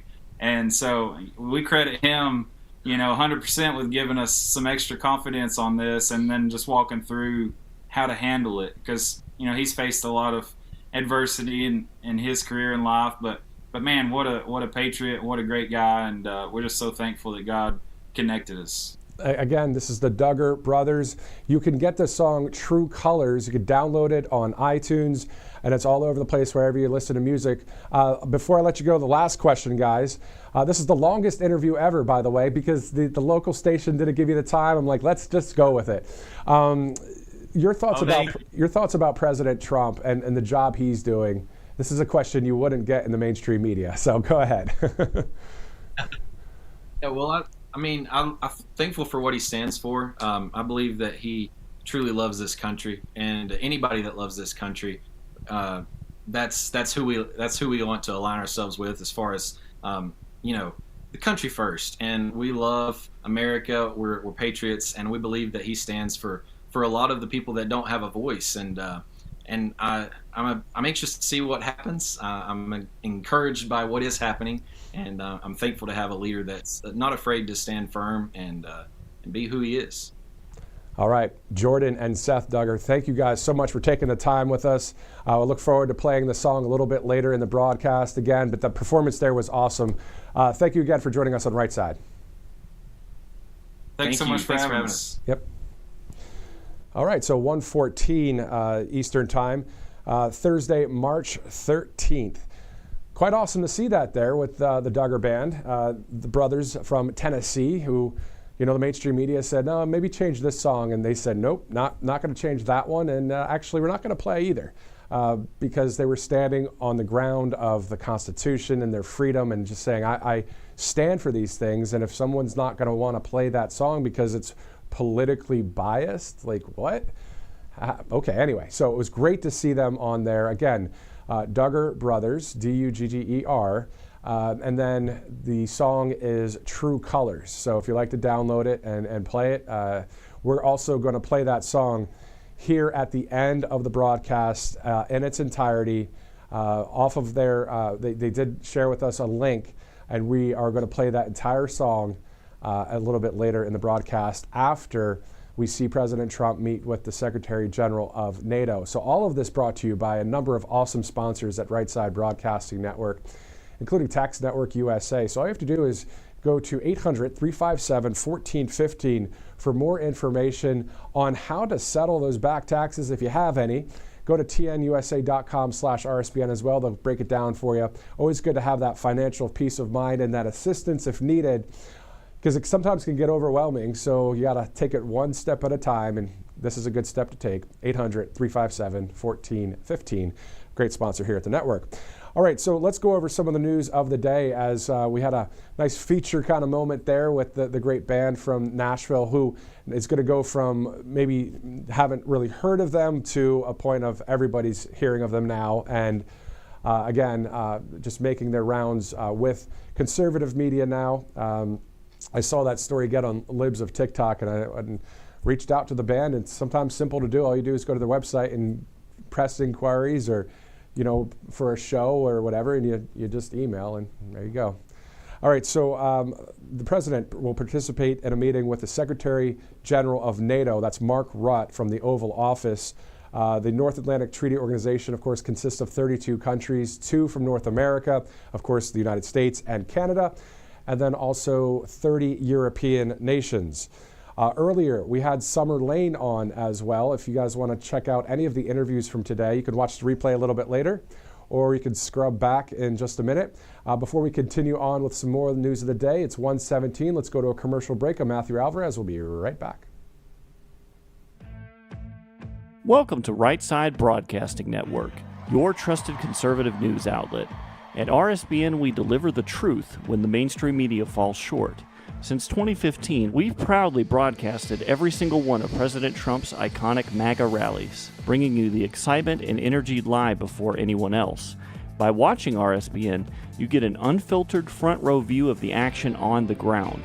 We interview the crowds to give a voice to millions of Americans just like you. We show you President Trump's speeches in their entirety, free from interruptions and censorship. We cover the stories that matter to you with the integrity and passion you deserve. Thank you for choosing RSBN as your home for America First News. Together, we stand strong, united, and informed. So join us and be part of the right side of history. Hey y'all, it's Silk from the Diamond and Silk Chit Chat live show. Look, don't forget to check me out right here on RSBN Network. Be sure to watch the show on Right Side Broadcasting Network, and I want you to support Right Side Broadcasting Network. Yes, it's imperative that you do so, okay? I look to see y'all soon. Bye-bye. I hear every day about the products you all wish My Pillow carried. Well, guess what? We probably do. Slippers, bathrobes, pet beds, blankets, mattresses, sleepwear, loungewear, duvets, comforters, pot holders, aprons, oven mitts, and so much more. And they're all on sale. For example, get our best-selling standard My Pillows for only $14.98. Body pillows, $29.98. 6-piece bath towels or kitchen towel sets, just $29.98. Multi-use MyPillow 2.0s with pillowcase, $9.98. Save $40 on our Spring Percale and Giza Dream bedsheet sets. Any size, any color, and so much more. So go to MyPillow.com or call the number on your screen. Use your promo code to save up to 80% on all MyPillow products. And I've never done this before. When you spend $100 or more, you're going to get 2 standard MyPillows absolutely free. Welcome back. This is RSBN Live. Still awaiting the meeting there between the Secretary General of NATO and President Trump. As soon as we see that live feed, we'll take you there and we'll watch that in its entirety. And then at the end of the broadcast, we'll play that song True Colors from the Duggar Band, who just joined us live right here on Right Side Broadcasting Network. The 50 wins in the first 50 days. Of course, we've been talking a lot about the accomplishments we've seen from President Trump over the past 50 days of the second administration. We're now into day 53 or 54 at this point. January 20th, 2025 feels like it was 3 years ago in a good way, but a lot being done for our country from north to south, no pun intended, when it comes to our border. With the dramatic drop on the amount of illegal aliens that are coming into our country. The fentanyl situation, though, is still a problem, and President Trump wanting to work on that and is working on that. By also tariffing the country, saying, hey, you guys got to get this thing done and taken care of, and also to stop getting ripped off with all the tariff percentages that are out there that we've been tariffed here for our goods. So looking forward to seeing the NATO Secretary General there with President Trump. Interesting to see that conversation. Now, possibly what could be happening, because this was slated for about an hour ago, hour and 20 minutes ago, this was supposed to be happening. That, according to the president's schedule, that is a public schedule that's sent out to the press every either night before or morning of.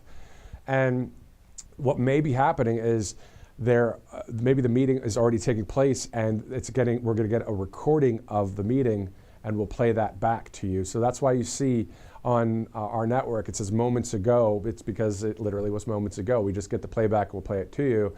Or it's just late and there'll still be a live feed. So it's just a fluid situation, as you've heard before on the network. So let's go to a couple President Trump quotes that I remember, and then let's get into some more news as well. So President Trump said the other day on Truth, I want a dynamic country where private enterprise carries the day, not the government. It's awesome to hear that from someone that's in government, to say, let's have less of government. Let's let it be run by we, the people, and have representatives of us. And that's what we have right now in President Trump and Vice President J.D. Vance. And this America First all-star cast of cabinet members that are doing a great job, taking the corruption and getting rid of it in various departments. That is a process. It's happening. We're seeing slowly, as we get better and out of that terrible hole we were in with the economy and with all of the inflation and the prices of everything. But, we're seeing oil and gas and eggs, they're dropping. I know it's still, pretty high up there with some of the eggs. I saw it actually just yesterday, to be honest, but it's still going down, though, and that's what's good because of the whole bird flu situation and all that. The price went up. But I mean, at the end of the day, we're seeing a lot of great things happen.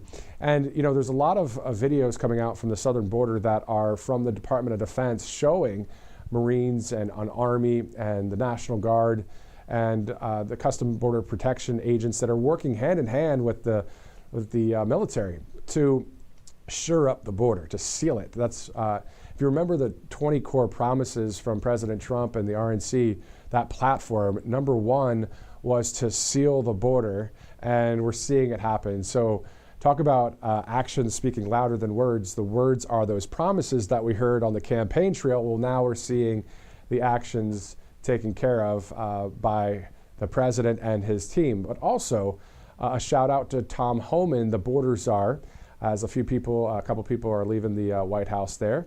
As we await still the Secretary General of NATO to appear. That is, of course, Lee Zeldin right there on the right side of your screen there, the director of the Environmental Protection Agency that just walked out. So at 1:23 Eastern, looking forward to seeing more of the same when it comes to the cleaning up our country. Tom Homan just yesterday in New York City, if you caught that video, he's eating an apple while all these protesters are yelling at him. They're just brainwashed. They think that, oh, having open borders is good and yelling at him. He's just eating an apple with his security team walking out. It was pretty interesting and cool to see that. Tom Homan doesn't care. That's what's cool about it. He just doesn't care. It's kind of like President Trump. When I say doesn't care, I just mean if somebody's going to yell at him, it just doesn't bother him. I think Tom Homan needs a nickname, kind of like Teflon Don for President Trump. We need something for, how about Teflon Tom? There you go, done. Pretty good.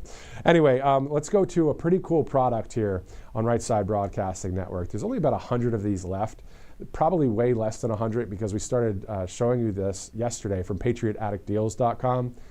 The Trump Force One plane, there it is. It's beautiful. I wish I could just reach out and grab that and put that right here on the desk because that is awesome.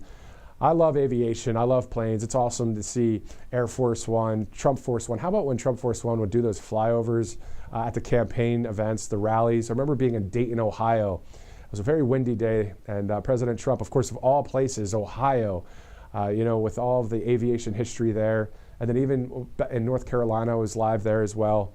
Just a lot of live coverage. And seeing the Trump Force One just fly over with Top Gun music playing in the background, quite awesome. But this is a good memento or memorabilia right there, the Trump Force One model plane. You can actually get 20% off by just using the promo code RSBN20. PatriotAddictDeals.com. As we're approaching the bottom of the hour, it's 1:25, Thursday, March 13th. On the schedule was 12 p.m. Eastern time, or actually 12:20 Eastern time, that this meeting would take place. So we're about an hour and 5 minutes after that. But it was great to have a number of live interviews here on the network and be joined by a number of great people. RSBN host Christina Loren, Sam Markstein with the Republican Jewish Council, Summer Lane, an RSBN journalist who writes great articles here, reposted by President Trump on occasion and a lot, of course, during the campaign. And then finally, the Duggar Band, a band joined us and played a song for us. If you're just joining us now, this might be a broadcast to scrub back a little bit and check out some of those interviews. Always good to do that, regardless of the interviews, to just stay informed on what's going on out there as we monitor a lot of the breaking news, or if there's any breaking news going on, but also highlighting what's happening at 1600 Pennsylvania Avenue when it comes to accomplishments or executive orders signings or events like this right here as the Marine opens the door. It's always cool how these guys do what they do. Watch how I don't know if it's another Marine that's going to walk out or if someone's going in, we'll see, but just quite precise with all of their actions and moves, and always cool to see that too with the Marine One when President Trump goes up the steps of Marine One, and then when he deplanes or gets off that Marine One, sometimes we'll shake the hands of the Marines, salute the Marines. It's just cool to see that he has utmost respect for our military, who he said at the Commander-in-Chief ball on January 20th that night, he said, I want to make the military so strong, the strongest it's ever been, but wouldn't it be great that we wouldn't have to use it though? You want to make it so strong, you want that peace through strength to that point that we won't even have to use it because it's that strong of a military. So, so many different sections of our government, well-oiled machine right now for we the people. It's all about us, let's be honest, it really is. President Trump said that when we were at all those rallies. He would say, when we win the White House. You know, you look back at the great Abraham Lincoln and the Gettysburg Address, a government of, by, for the people. And that's what President Trump is about as well. So if anybody comes against that in the sense of, on social media or these protests that are happening, it's just by the few of these, so-called deep state globalist types that are pulling the strings or paying for various things that are happening out there. And unfortunately, the so-called foot soldiers that Tom Renz, who joined the show the other day, called them those, that are just brainwashed people. It's unfortunate that that's where people are. And the other thing that is interesting is the amount of anger and hate that we experience from certain people on the left side of the aisle. I was watching a House Democrat press conference earlier, and all of them were just, I don't know how they have any happiness, to be honest with you. And I hope that they do someday. I hope that everything can work out for them and get on the right side of history. But holy smokes, what a country we live in, huh? All right, so about 1:30 here, awaiting the Secretary General of NATO. Why don't we go to, from earlier in the week, in the meantime, while we await the President and the Secretary General of NATO. For those of you that missed the great, nope, actually, let's go there right now to the White House.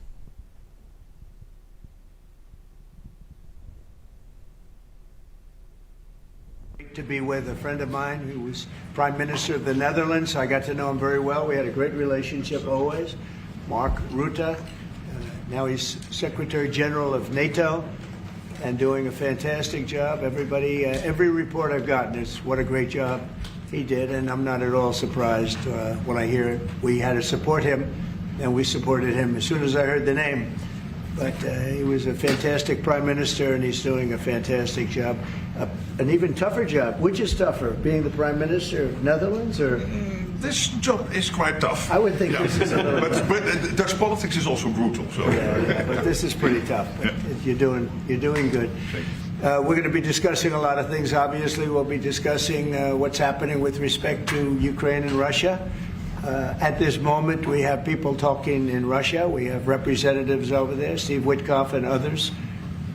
And they're in very serious discussions. As you know, Ukraine has agreed, subject to this, what's happening today, to a complete ceasefire, and we hope Russia will do the same. Thousands of people are being killed, young people, usually, mostly young people. We were just talking about it. Thousands of young people are being killed a week, and we want to see that stop.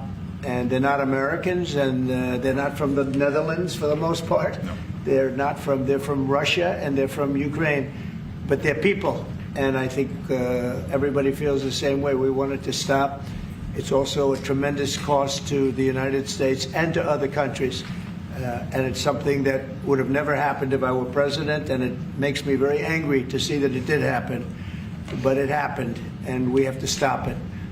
And Mark has done some really good work over the last week. We've been working together, and he's done some really good work, so I'm very happy about that.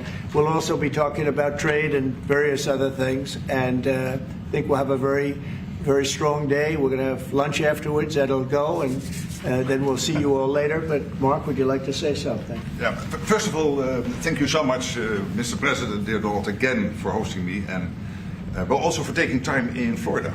A couple of weeks after you were re-elected. That's right.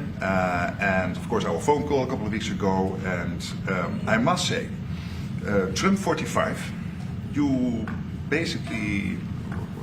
originated the fact that in Europe we are now spending, when you take it to aggregate, 700 billion more on defense than when you came in office in 2016, 2017. But that was Trump 45. But when you look at Trump 47, it's going to be hard to tell. What happened the last couple of weeks is really staggering. The Europeans committing to a package of 800 billion defense spending. The Germans now, potentially up to $500 billion extra in defense spending. And then, of course, you had Keir Starmer here, the British Prime Minister, and others, all committing to much higher defense spending. We're not there. We need to do more. But I really want to work together with you in a run-up to the The Hague Summit to make sure that we will have a NATO which is really reinvigorated under your leadership. And we are getting there. We also discuss defense production because we need to produce more weaponry. We are not doing enough. And not in the US, not in Europe, and we are lacking behind when you compare to the Russians and the Chinese. And you have a huge defense industrial base. Europeans buying 4 times more here than the other way around, which is good because you have a strong defense industry, but we need to do more there to make sure that we ramp up the production and kill the red tape. So I would love to work with you on that. And finally, Ukraine. You broke the deadlock. As you said, all the killing, the young people dying, cities getting destroyed. The fact that you did that you started the dialogue with the Russians, and the successful talks in Saudi Arabia now with the Ukrainians. I really want to commend you for this. So, The Hague is my hometown. I love to host you there in the summer and work together to make sure that will be a splash, a real success, projecting American power on the world stage. What Mark is saying is when I first went to NATO, my first meeting, I noticed that very few people were paying. And if they were, they weren't paying their fair share. There were only 7 countries that were paying what they were supposed to be paying, which was, yeah, it's even worse. Could be even worse. But there were just very few countries that were paying, and even the paying, it was at 2%, which is too low. It should be higher. It should be quite a bit higher. But you had Poland, and I remember Poland was actually paying a little bit more than they were supposed to, which I was very impressed with. And they've been actually terrific, and some of the others. But most of them weren't paying, or they were paying very little. And I didn't think it was appropriate to bring it up there, but I said it's going to be brought up at my next meeting. And my next meeting, the first meeting, you want to give them a little break. The second meeting, it began, and I was able to raise hundreds of billions of dollars. I just said, we're not going to be involved with you if you're not going to pay. And the money started pouring in, and NATO became much stronger because of my actions and working along with a lot of people, including Mark. But they would not pay for other presidents, and I don't think other presidents even knew that they weren't paid. I asked first question, has everybody paid up? And literally, I mean, they told me 7. You could be right, it could be 3, but that makes it even worse. But they just weren't paying. And I said, no, I won't protect if you're not paying. If you're delinquent or if the money isn't paid, why would we do that? And as soon as I said that, you got a little hit from the press because they said, oh, gee, that's not very nice. But if you said the other, nobody would have paid. And the money started coming in by the billions. And, hundreds of billions of dollars flowed into NATO, and NATO became strong. Yeah. And you remember that. Your predecessor, who I thought was a very good man. Absolutely. Yes, Stoltenberg. He sends his best greetings. He was terrific. Stoltenberg, Secretary General. Great and man. He made the statement that when Trump came in, the money started coming in like we never saw before. Hundreds of billions, actually probably close to $600 billion came in, and NATO became strong from that standpoint. And now we have to use it wisely, and we have to get this war over with, and you'll be back to a normal, much more normal life. And maybe we're close. We're getting words that things are going okay in Russia, and it doesn't mean anything until we hear what the final outcome is. But they have very serious discussions going on right now with President Putin and others. And hopefully they all want to end this nightmare. It's a nightmare. It's a horrible thing when you look. I get pictures every week. They give me the pictures of the battlefield, which I almost don't want to see. It's so horrible to see young people laying arms and legs and heads laying all over the field. It's the most terrible thing that you'll ever see. And it's got to stop. These are young people with mothers and fathers and sisters and brothers and friends, and it's got to stop. So we hopefully are going to be in a good position sometime today to have a good idea. We'll have we know where we are with Ukraine, and we are getting good signals outside of Russia as to where we are with Russia. And hopefully they'll do the right thing. It's really humanity. We're talking about humanity. We're not talking about the money. But then you add the money to it, and hundreds of billions of dollars is being spent and really wasted so unnecessarily. It should have never happened. So it's an honor to have you here. They picked a great gentleman. I'll tell you, I was so happy to hear, because you had somebody. Stoltenberg was really good, and you have somebody that's going to do an incredible job. And I was so much in favor of you. You have no idea. They had another person that I did not like. I was not happy. And I think I kept him from, you know what I'm talking about. I said, this is the right man to do it. And he really did. He was a great prime minister of the Netherlands. He did a great job. And that's what he's doing right now. So thank you, everybody, for being here. And it's a very great honor to have you. And we even have some of our great energy people here today, right? We have the governor, and we have Chris, Chris, right? Supposed to be the most talented man in the world of energy, according to the governor. So I don't know if he's right. And we have General, you've been fantastic. Thank you very much. And we have a lot of good people that won't be so much involved with this, but they wanted to see what was happening. It's become a little bit of a show, but they wanted to see what was happening, and I think a lot of good things are happening. So with that, if anybody would have a question. Mr. President, on Russia. Sorry. Steve Witkoff's trip to Moscow, you spoke about it. What sort of agreement do you hope he comes away from there with? Well, we'd like to see a ceasefire from Russia. And we have, not been working in the dark. We've been discussing with Ukraine land and pieces of land that would be kept and lost and all of the other elements of a final agreement. There's a power plant involved, a very big power plant involved. Who's going to get the power plant and who's going to get this and that? And so, it's not an easy process. But phase one is the ceasefire. A lot of the individual subjects have been discussed, though. We've been discussing concepts of land because you don't want to waste time with a ceasefire if it's not going to mean anything. So we're saying, look, this is what you can get. This is what you can't get. They discussed NATO and being in NATO, and everybody knows what the answer to that is. They've known that answer for 40 years, in all fairness. So a lot of the details of a final agreement have actually been discussed. Now we're going to see whether or not Russia's there, and if they're not, it'll be a very disappointing moment for the world. Yeah. Vladimir Putin just said he is open to a ceasefire, but he does still have some concerns. He suggested that you two should speak directly. Do you have plans to speak to him soon? If so, when are you confident you can get this across the table? Sure. He did say that today. It was a very promising statement because other people are saying different things, and you don't know if they have anything to really, if they have any meaning, or I don't know. I think some of them were making statements. I don't think they have anything to do with it. No, he put out a very promising statement, but it wasn't complete. And yeah, I'd love to meet with him or talk to him. But we have to get it over with fast. Every day people are being killed. It's not like, as we sit here, 2 people will be killed. Think of it. 2 people are going to be killed during this little period of time. Thousands of people a week are dying. So we really don't have very much time. We have to make this fast. It shouldn't be very complicated. Mr. President, a representative of Canada, the finance minister, are in town and will meet members of your administration during the day. Any chances that you will ban on the tariffs on aluminum and the ones that are planned for April 2nd? No. You are not going to change your mind? No, not. Look, we've been ripped off for years, and we're not going to be ripped off anymore. No, I'm not going to bend at all. Aluminum or steel or cars. We're not going to bend. We've been ripped off as a country for many, many years. We've been subjected to costs that we shouldn't be subjected to. In the case of Canada, we're spending $200 billion a year to subsidize Canada. I love Canada. I love the people of Canada. I have many friends in Canada. The great one, Wayne Gretzky, the great. Hey, how good is Wayne Gretzky? He's the great one. But we have, I know many people from Canada that are good friends of mine.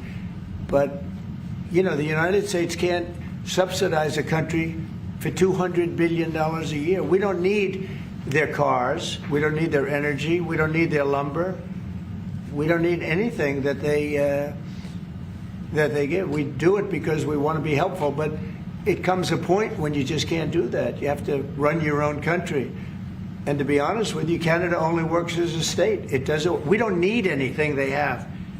As a state, it would be one of the great states anyway. This would be the most incredible country visually. If you look at a map, they drew an artificial line right through it between Canada and the U.S., just a straight artificial line. Somebody did it a long time ago, many, many decades ago, and makes no sense. It's so perfect as a great and cherished state. Keeping "O Canada," the national anthem. I love it. I think it's great. Keep it. But it'll be for the state, one of our greatest states. Maybe our greatest state. But why should we subsidize another country for $200 billion? It costs us $200 billion a year. And again, we don't need their lumber.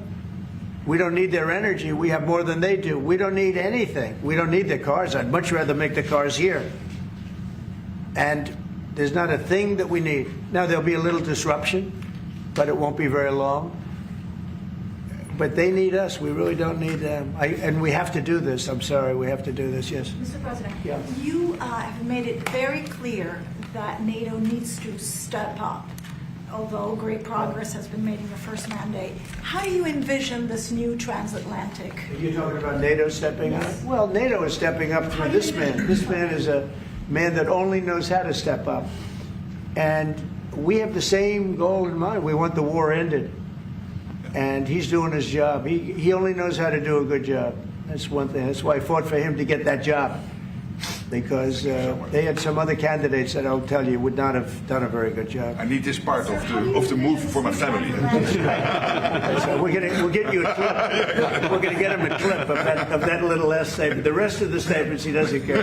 Sir, how does this new transatlantic cooperation, how do you envision it? Well, that's one thing. I mean, we're on the other side of the ocean, and they're right there. And yet we're in for $350 billion because of Biden, and they're in for $100 billion. So it's a big difference. And it's unfair. And I said, you have to equalize. They should equalize. They should have. It should have never happened where Biden just gave this money away. Now, as you know, we have an agreement with Ukraine on the rare earths and other things, and that'll get us something back, a lot back. It'll get us our money back. We're not doing it for that, though. I'm just doing this to get the war stopped. I'm doing it really to save lives. But at the same time, we were treated very unfairly, as we always are by every country. And we're in for very substantially more than the European nations are in for. And that shouldn't be. They're much more affected by it than we are, because we do have an ocean in between. But I don't know. I think good things are going to happen. I really do. I think good things are going to happen. I do say, we were talking before, and Mark was very nice. He said, if you would get involved, there would be nothing. You'd just be going on. This thing would have gone on for a long time. Breaking a deadlock. It was crucial. Yeah, we broke a deadlock. Yeah. We did break a deadlock. I hope it's meaningful. Yeah. Yes, did you have one? Yeah. Yes, sir. Thank you, Mr. President. Amanda Head with Just the News. On the southern border, you've got DHS and ICE who are reporting that there was a little bit of fudging of numbers during the Biden administration on both the catch and the release side with respect to reporting the number of illegals coming into the country. They cheated on the numbers. The numbers were. I love that question. Who are you with? Just the News, Amanda Head. Very nice. That's good.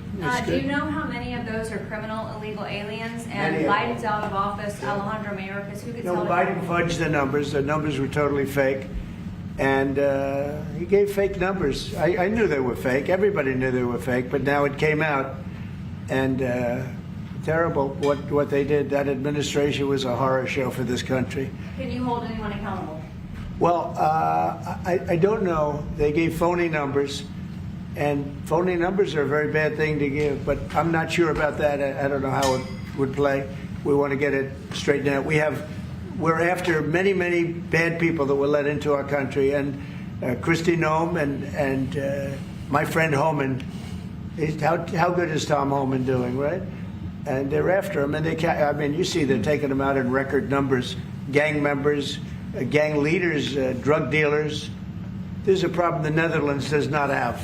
The Netherlands never had this problem. If you'd like to take it, I could deliver some people. I could deliver some nice people to the Netherlands if you'd like. I'm not sure.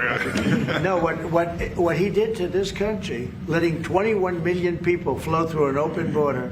Many of those people were hard criminals from prisons and jails, from mental institutions, and I always say insane asylums because they were seriously deranged. And they're here from, not South America, from all over the world.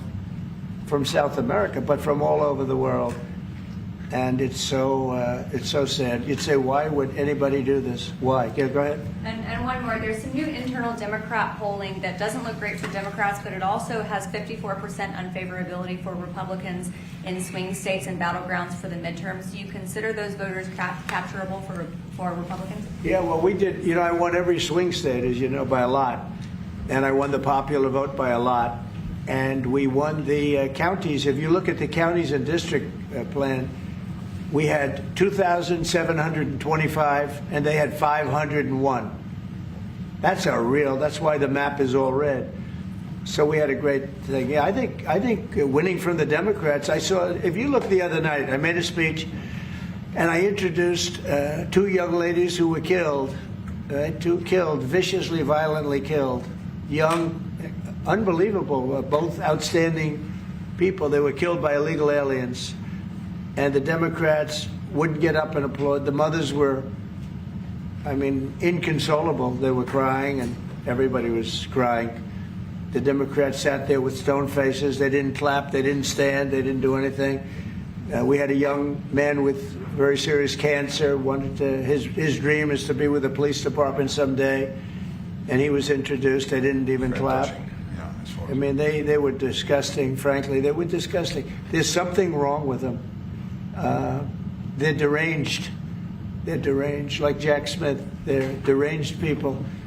And I never saw anything like it. I'm standing up and I introduce the mother and the parents of these two young girls that were just recently essentially killed, violently killed. And the Democrats are like this. It's so sad. And I saw this morning where one of them is pretty well known, one is arguing, fighting like crazy over men being able to play in women's sports. I said, I thought that was tried. I thought that was about a 95%, I think it's a 95% issue.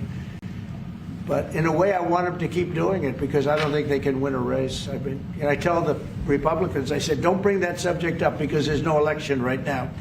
But about a week before the election, bring it up because you can't lose. And everything's transgender this, transgender that. You know, they have bad politics, but one thing, they stick together. You know, I wish, and the Republicans stick together mostly, but we have a couple that are grandstanders. You know, you always have grandstanders in life. But the Democrats, they have grandstanders, but when it comes to a vote, they do stick together, right? Yes, sir. It seems like they'll stick together on the shutdown. Will that hurt Democrats going into midterms? Well, if they do a shutdown, and ultimately that might lead to very, very high taxes, because we're talking about a shutdown, we're talking about getting to work immediately on the greatest tax bill ever passed. That was the one we did. It was a renewal, and it's an addition to it. And we're going to cut people's taxes. And if we don't open, the Democrats are stopping all of these good things that we're providing. We're providing the greatest package of benefits that this country's ever provided. The biggest part of that's going to be tax cuts for the middle class and for businesses, small businesses, employers, people that hire people in jobs. And if it's shut down, it's only going to be, if there's a shutdown, it's only because of the Democrats. And they would really be taking away a lot from our country and from the people of our country. Mr. President, on tariffs, you made clear you're not backing down from this, but many American small business owners say they are concerned that these tariffs are going to hurt them. What's your message to them? They're going to be so much richer than they are right now. And we have many. Yesterday, General Motors was in. They want to invest $60 billion. The people from Facebook were in yesterday. They're going to invest $60 billion by the end of the year. Other people are talking about numbers. Apple, as you know, a few days ago announced $500 billion investment. They're going to build their plants in the United States, which, as you know, almost all of their plants are in China. Now they're building in the United States. Look, the reason is two things. Number one, the election, November 5th. And the other thing is tariffs. I think probably in that order. But Tim Cook came in and he announced 500, think of it, 500 billion, not million. 500 million's a lot when you think about it, right? But, well, I would have been happy with 500 million, but it's $500 billion investment by Apple in the United States. And that's because of the election result, and it's because of the tariffs and the tax incentives too, you know, tariffs and tax incentives. And I've never seen anything like it. We have plants going up now in Indiana. We have plants going up in Michigan. A lot of plants going to be planned from. I'm trying to steer them to Michigan because Michigan got so badly beaten by, you know, what happened with Europe. You know, if you look at Europe, take a look at the EU. We're not allowed to sell cars there. It's prohibitive because of their policies and also their non-monetary tariffs. They put obstacles in your way that you can do nothing about. But if you take a look at what happens, so we sell no cars to Europe. I mean, virtually no cars, and they sell millions of cars to us. They don't take our agriculture, we take their agriculture. It's like a one-way street with them. The European Union is very, very nasty. They sue our companies. Apple was forced to pay $16 billion on a case that, very much like my cases that I won. They shouldn't have been even cases, but we felt they had no case, and they ended up having an extremely favorable judge and decision. But they're suing Google, they're suing Facebook, they're suing all of these companies, and they're taking billions of dollars out of American companies, many more than the ones I just mentioned. And I guess they're using it to run Europe or something. I don't know what they're using it for, but they treat us very badly. China obviously treats us very badly. Almost everybody does, and I blame past presidents, to be honest, because when I was president, we received so far about $700 billion from China over the years on the tariffs that I put in. No other president got 10 cents from China. And that was only beginning, except for COVID. I would have been able to finish the process. But we had to fight the COVID thing, and we did really well with it. But we had to fight. And then we had actually, as you remember, Mark, we actually handed over the stock market. It was higher than just previous to COVID coming in, which was sort of a miracle, frankly. We did a good job. But the tariffs are very important. And I think the psychology, there's great spirit. When Mark came in, he said, congratulations, there's a whole new spirit, there's a whole new light over this country and really over the world. Because you have somebody that, a whole group of people really, because I talk about this whole group, that we know what we're doing. And a lot of great things are happening. But I've never seen investment like this. Trillions of dollars is being invested in the United States now that would have never, our country could have failed. Another 4 years of this, what happened in the last 4 years, our country would have been a crime-ridden mess. And I don't know if you noticed, little thing they call it, but it's not a little thing if you like eggs and you don't have a lot of money. Eggs have gone down 25% in the last couple of weeks. We inherited that problem, eggs. Groceries have gone down a little bit. Energy's gone down. Do you want to speak to that for a second? Governor, would you just say a couple of words, you and Chris, about energy, what's happened? Well, happy to, but I think that Chris and I just came from CERAWeek, which is the largest conference in the world, so global leaders, people from the EU, officials from all the energy-producing countries, all there, and all the global nationals, all the U.S. The spirit of that group is through the roof because now they realize that in the United States that President Trump's policies are pro-developing more energy as opposed to we're trying to shut down energy, and that pro-growth, pro-business, pro-energy approach is giving people the optimism. So then the markets are reacting to that, and energy prices on the futures market are going to go down because people know we're not going to be killing off the energy we need for prosperity in all of our countries, but also for peace. Because people have used energy to fuel these wars that President Trump is working so hard to end, and we know that high energy prices were driving the inflation that he talked about. So it accomplishes two goals for us, which is prosperity for the world, peace for the world, when we have smart energy policies, and President Trump has brought common sense back to how we think about energy. And it's brought down now $65 a barrel, I saw this morning. That's phenomenal news, and that's what brought it up. The energy they took our beautiful energy policies and they just messed them up, and then they went immediately back to them but by that time they lost it. They lost that bronco, as the expression goes. Chris, do you have something to say? Oh, I think Doug said it well, but you just can't overstate how important the return of common sense, the return of knowledge about energy and pro-American consumers, pro-investment in our country. I think globally that was welcomed. It means capital flows, it means more sobriety and lower energy prices, more economic opportunity for Americans. So yeah, it was elated atmosphere at a global energy conference. Well, we're working on one project. It should be very easy. It's a pipeline going through a small section of New York. New York's held it up for years, actually. For years, they've wanted to do it for years and years. And it will reduce the most expensive energy almost in the world is in New England, because they have no way of getting it there because it's been held up by New York. And the whole of New England and Connecticut and New York, the energy prices are through the roof. And this one pipeline will save per family $2,500 just on heating and another $2,500 on everything else. So the energy, by just a simple pipeline going through an area that wants it, an area that's not a rich area. It's actually a very poor area. We create jobs and everything else. And it's going to be way underground. Nobody's going to see it. Once they fill it up, nobody's going to see it. Nobody's going to know it's there. And families in New York and Connecticut and New England are going to save $5,000 a family. Think of that. Because right now they have the highest energy prices maybe in the world, they say. New England is a disaster. So we're working on that. In fact, the governor's coming in, Governor of New York, Kathy Hochul, who's a very nice woman. She's coming in tomorrow morning at 9 o'clock to meet me on that and other things. Not only that, but other things. So I hope we don't have to use the extraordinary powers of the federal government to get it done. But if we have to, we will. But I don't think we'll have to. I can tell you Connecticut wants it and all of New England wants it. And who wouldn't want it? And it's also jobs on top of everything else. So that's going to be very exciting. So we're meeting with the governor tomorrow morning. Mr. President, somebody bold question. Thank you, Mr. President. Greenland. What is your vision for the potential annexation of Greenland and getting them potentially to Well, I think it'll happen. And I'm just thinking, I didn't give it much thought before, but I'm sitting with a man that could be very instrumental. You know, Mark, we need that for international security, not just security, international. We have a lot of our favorite players, cruising around the coast, and we have to be careful. And we'll be talking to you.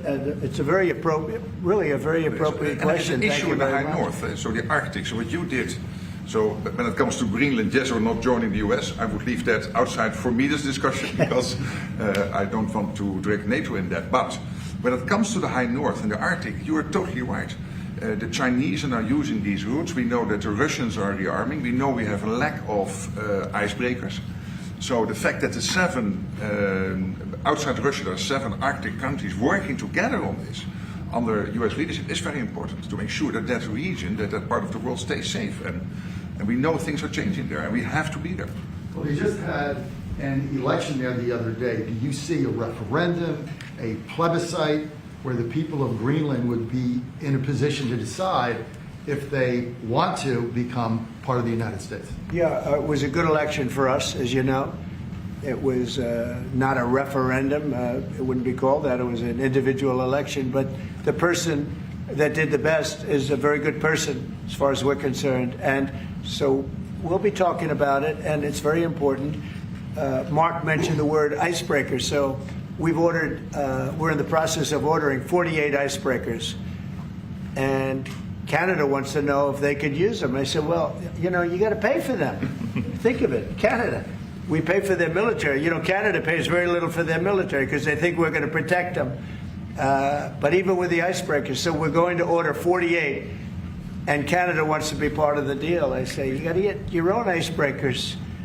I mean, if you're a state, you can be part of the deal. But if you're a separate country, you've got to get your own icebreakers. Russia, as you know, has about 40 of them. And we have one big icebreaker. But that whole area is becoming very important. And for a lot of reasons, the routes are, very direct to Asia, to Russia, and you have ships all over the place. And we have to have protection. So we're going to have to make a deal on that. And Denmark is not able to do that. Denmark's very far away and really has nothing to do. What happens? A boat landed there 200 years ago or something, and they say they have rights to it. I don't know if that's true. I don't think it is, actually. But we've been dealing with Denmark. We've been dealing with Greenland, and we have to do it. We really need it for national security. I think that's why NATO might have to get involved in a way, because we really need Greenland for national security. It's very important. We have a couple of bases on Greenland already, and we have quite a few soldiers, and maybe you'll see more and more soldiers go there. I don't know. What do you think about that, Pete? So don't answer that, Pete. Don't answer that. But we have bases, and we have quite a few soldiers on Greenland. Mr. President, some question your commitment to NATO. Will anything change? Your commitment to NATO. Will anything change? Same amount of money? Well, I think they made a great step by putting Mark in charge. I think, to me, that's a great step, because he and I have seen eye to eye on everything for a long time. We've been doing this a long time now. 9 years now. And so that's a great step. You have to keep NATO strong. You have to keep it relevant. But the biggest thing we have to worry about right now is what's going on right now. I think the rest is going to take care of itself. I don't see this happening. This was a fluke. This was something that, if we had a competent president, it would not have happened. The man was grossly incompetent. All you have to do is take a look at he signs by auto pen. Who was signing all this stuff by AutoPen? Who would think you signed important documents by AutoPen? You know, these are major documents you're signing. You're proud to sign them. You have your signature on something. In 300 years, they say, oh, look, can you imagine? Everything was signed by AutoPen, almost everything. Nobody's ever heard of such a thing. So, should have never happened. Tomorrow with the Justice Department about law and order, could you tell us a little bit about that? Yeah, we're going to be with the Justice Department. We have a great Justice Department. Pam Bondi is so fantastic, and Todd Blanche, and Emil, you got to know him a little bit. He was acting for a little while. And some other people are incredible in the Justice Department, and I consider the FBI to be a part of it in a sense, and Cash is going to be fantastic, and all the people Dan Bongino, I love that. I mean, I love that. I think Dan is great. I think we have unbelievable people. And all I'm going to do is set out my vision. It's going to be their vision, really, but it's my ideas. And basically, we don't want to have crime in the streets. We don't want to have people pushed into subways and killed, and then the person that did the pushing ends up in a 15-year trial and gets off scot-free.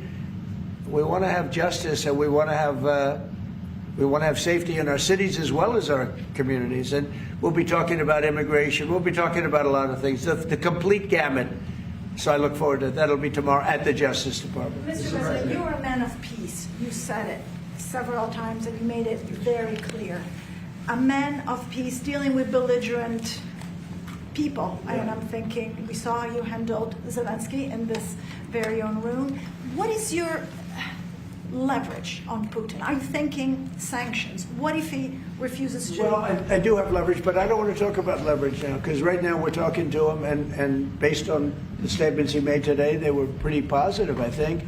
So I don't want to talk about that. I hope Russia's going to make the deal too.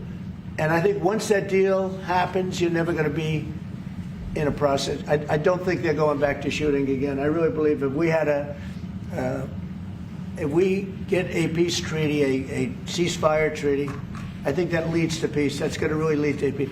I don't think anyone wants to go back. They've been doing this for a long time, and it's vicious and violent. And I think if President Putin agrees and does a ceasefire, I think we're going to be in very good shape to get it done. We want to get it over with. That's why it was very important what I instructed everybody, including Steve, what we're looking for, to discuss concepts of land, concepts of power plants, because it's complicated. You know, you have you're sort of creating the edge of a country.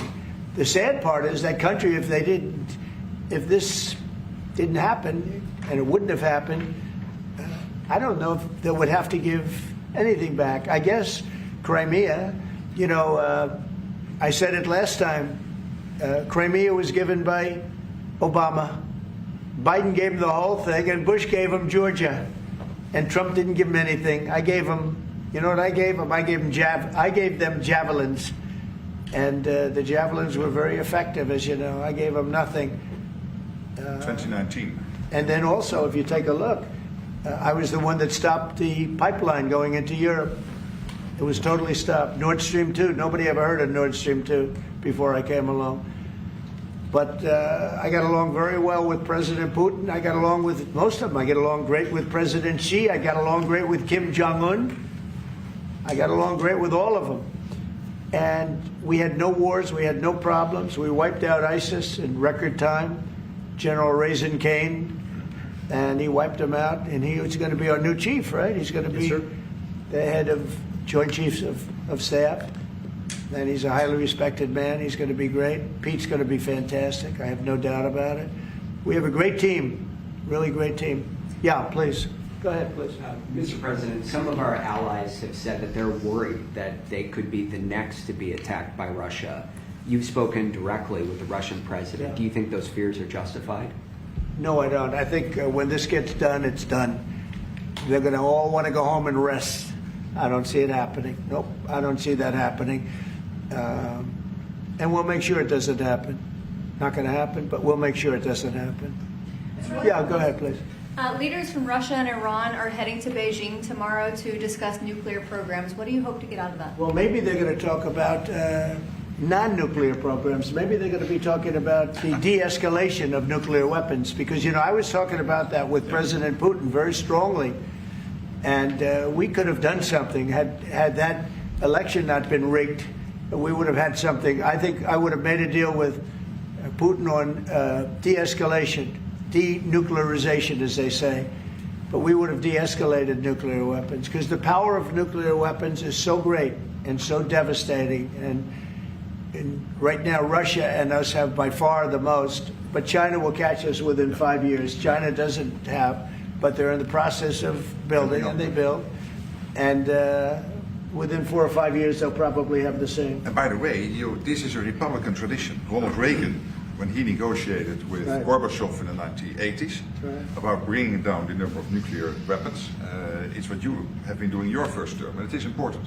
It would be a great achievement if we could bring down the number. We have so many weapons, and the power is so great. And number one, you don't need them to that extent. And then we'd have to get others, because, as you know, in a smaller way. Kim Jong-un has a lot of nuclear weapons, by the way, a lot. And others do also. You have India, you have Pakistan, you have others that have them. And we'd get them involved. But we started off with Russia and us. We have by far the most. And we were going to denuclearize. And that was going to happen. And then we were going to China. And I spoke to China. I spoke to President Xi about it. And he really liked the idea. He'd like not to spend trillions of dollars building weapons that hopefully he's never going to have to use. And because they are very expensive also. So that would have been great. Okay, one or two more. There's been tension in the... Thank you. We're looking at an impending government shutdown Friday at midnight. Yeah. Democrats for 30 years straight have said if there's a shutdown, bad things happen. Do you anticipate direct negotiations yourself with conference leader of the Democrats, Chuck Schumer? If they need me, I'm there 100%. It's right now it's 2 or 3 people. If it shuts down, it's not the Republicans' fault. We passed a bill where we had an incredible Republican vote. We only had one negative vote, a grandstander. One grandstander. There's always a grandstander in the lot. But it was amazing. People were amazed that the Republicans were able to vote in unison like that, so strongly. If there's a shutdown, even the Democrats admit it'll be their fault. And I'm hearing a lot of Democrats are going to vote for it, and I hope they do. This is an extension. But ultimately, we want to vote for one big, beautiful bill where we put the taxes in, we put everything in. We're going to have big tax cuts. We're going to have tremendous incentives for companies coming into our country and employing lots of people. It'll be, I called it, in a rare moment, one big, beautiful bill. That's what I like, and it seems to be that's where they're heading. And we'll have to take care of something to do with Los Angeles. A place called Los Angeles almost burned to the ground. By the way, I broke into Los Angeles. Can you believe it? I had a break-in. I invaded Los Angeles, and we opened up the water, and the water is now flowing down. They have so much water, they don't know what to do. They were sending it out to the Pacific for environmental reasons.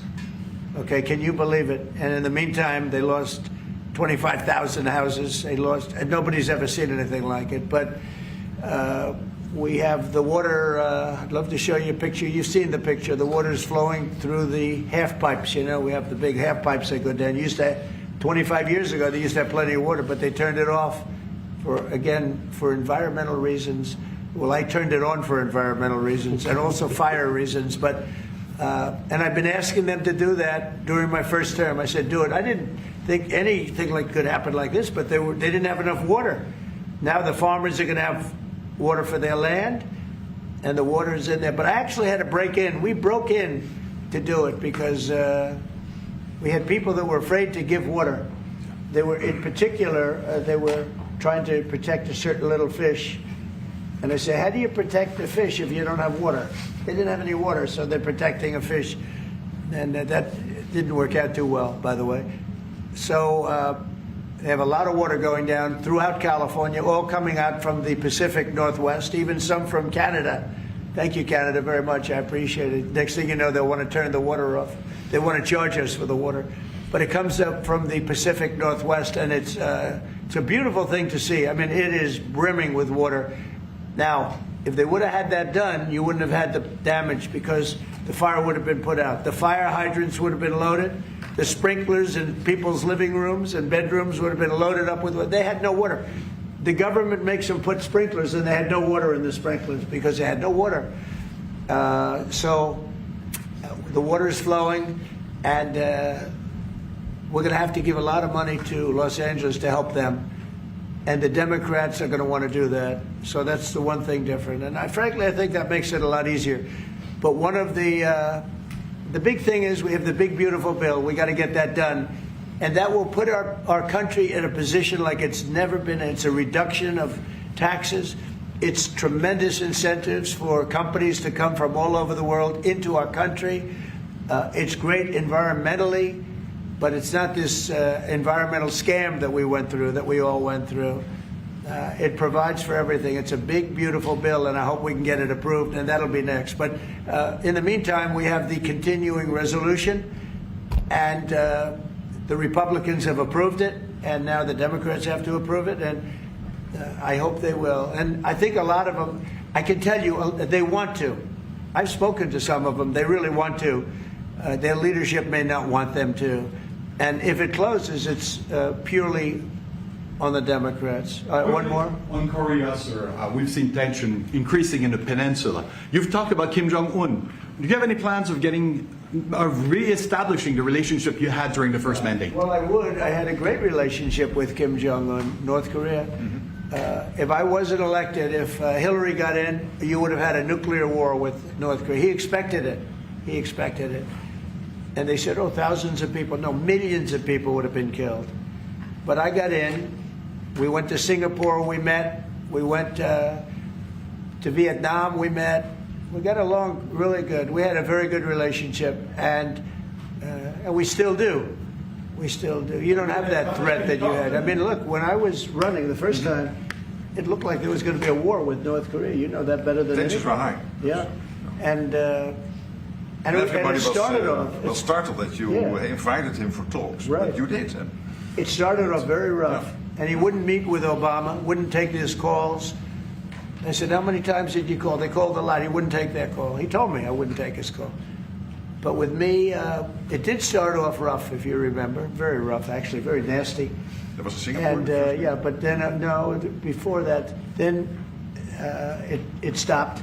The rhetoric was extremely tough. It was... you had a speech in the UN, I remember. Yeah, that's right. It was a little bit dangerous. And then we met. They asked for a meeting, and we met. And the meeting caused the Olympics, which was in South Korea, to become a tremendous success. Nobody was buying tickets for the Olympics because they didn't want to be nuked. And I met, and not only did the Olympics become successful, but North Korea participated in the Olympics. His sister visited. It was an amazing thing. And that was something that was an achievement of the Trump administration, great achievement. And so I have a great relationship with Kim Jong-un, and we'll see what happens. But certainly he's a nuclear power. Okay? Thank you very much, everybody. Thank you. Thank you very much. Thank you very much. The official level, you spent more time with him than your predecessor. It's really no. Well, I would say you passed the threshold. I think just now. Just now, I think. Just now, I spent more time than the rest of 4 years. Well, then ask a question, and you'd have 5 guys and grab them and hold on. If they ever did that to me. All right, so looking at a video from moments ago there from the Oval Office of the White House. As you see there, we have 1600 Pennsylvania Avenue live right now as we continue our coverage right now, happening within the hour. And before I get to that, we did hear from President Trump saying that he will set out his vision at the Department of Justice tomorrow. So that will be coverage you can see right here on right side. Also happening within the hour, 150 pro-Hamas protesters walked into a Trump Tower. shouting "Free Mahmoud." He's the radical pro-Hamas supporter from Columbia University who was arrested by ICE over the weekend. And speaking of arrests, we're told out of the 150 protesters, the NYPD says 98 pro-Hamas protesters were arrested for trespassing and resisting arrest. We're told there were no injuries and there was no property damage. That from Trump Tower just about an hour and a half ago at this point. At the end of our broadcast today, we'll still play that great song from the Duggar Band, True Colors. We'll play that in just a bit. For now, let's go to RSBN host Robert McNeely. He interviewed Brightcore CEO and owner Kim Bright recently. Here's that interview. And welcome to RSBN. We are here with the founder of Brightcore, Kim Bright, working so hard to keep Americans safe. Kim, why do you think that Americans are facing so many health issues? Well, we're facing these health issues like never before. We have the highest chronic rates in children and adults with diabetes, obesity, heart disease, cancers, autism, like we've never seen before. And why is that? Because for generations, we have been ingesting, not only in our foodstuffs, but in the air we breathe, in the water we drink. We have been just inundated with chemicals, toxic chemicals. And so those toxic chemicals tear our body down. They are not what God intended. God intended us to eat foods, to breathe clean air, to drink clean water, and eat foods that contain proteins, enzymes, vitamins, beneficial bacteria, fiber. And we're not getting those. And people put their faith in government agencies that were supposed to protect us, that were supposed to ensure that we were breathing clean air, that we were drinking clean water, and that we were having good food raised by companies and corporations that they haven't followed guidelines either. So that's made us sick and in disease states. And Kim, what do you think Americans can do now to reverse some of those negative health effects? Well, first and foremost, you can control the environment in your own house. So if you can ideally get a water purification system so you can drink clean water, if you can get an air purification system ideally so you can breathe clean air, that would be great. And then try and find organic foods that are locally grown, that you can support the farmers whose purpose is to produce and feed us good food that's filled with all of these good things that will make healthy bodies, that will really promote good gut health, that promotes overall health by giving us the good bacterias, the enzymes, the probiotics, the minerals, the vitamins, and the proteins that real healthy bodies need. That's what we can do. And stop trying to change symptoms that have been created by eating all of these toxic things with drugs and medications, and actually get at the cause point of it and detox your systems and ingest good quality food. Well, and Brightcore is doing just that, developing the first of its kind product with the Kimchi One that allows people to take this on a daily basis. Tell us more about your revolutionary product, Kimchi One. Well, first, let me tell you what kimchi is. The way that you really put back diversity into your gut microbiome, which is so important for your overall health, you have to have a food that is fermented. And fermented foods, kimchi is the king of fermented food. It's traditional in Korea. It's eaten every day. And it itself is so unique because it has unique strains of probiotics that no other fermented food has. It has over 900 different strains. And those strains get into the gut microbiome, and they get rid of the fungus, the molds, the yeast, the pathogens that are there, the viruses, and help promote that good gut diversity and that good gut balance.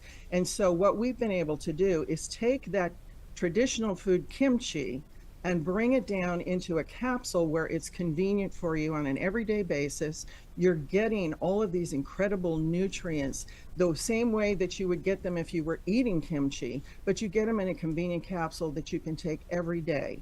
And that is so incredible because you're going to see better immunity, because 70 to 80% of our immune system's in our gut. So when you make that gut diverse, you are strengthening your immune system. Also, you have most of your DNA is in your gut. So that's another point. And you have these communication between the gut and the brain, called the gut-brain axis, the gut and the skin. You're going to have more energy. Your digestion's going to improve. You're going to see your skin health improve, and you're going to lose weight. It's great for people that have problems with the obesity, diabetes, things like this. Well, yes, the studies show that kimchi can actually help a lot with metabolism and even lowering the risk of obesity. Can you tell us more about that and how this product might be able to achieve those things? Yes, these are fantastic results from these trials that they did, and it's amazing. They had lower body mass index. They had their waist was reduced. The weight went down. They had a stronger microbiome after consuming the kimchi.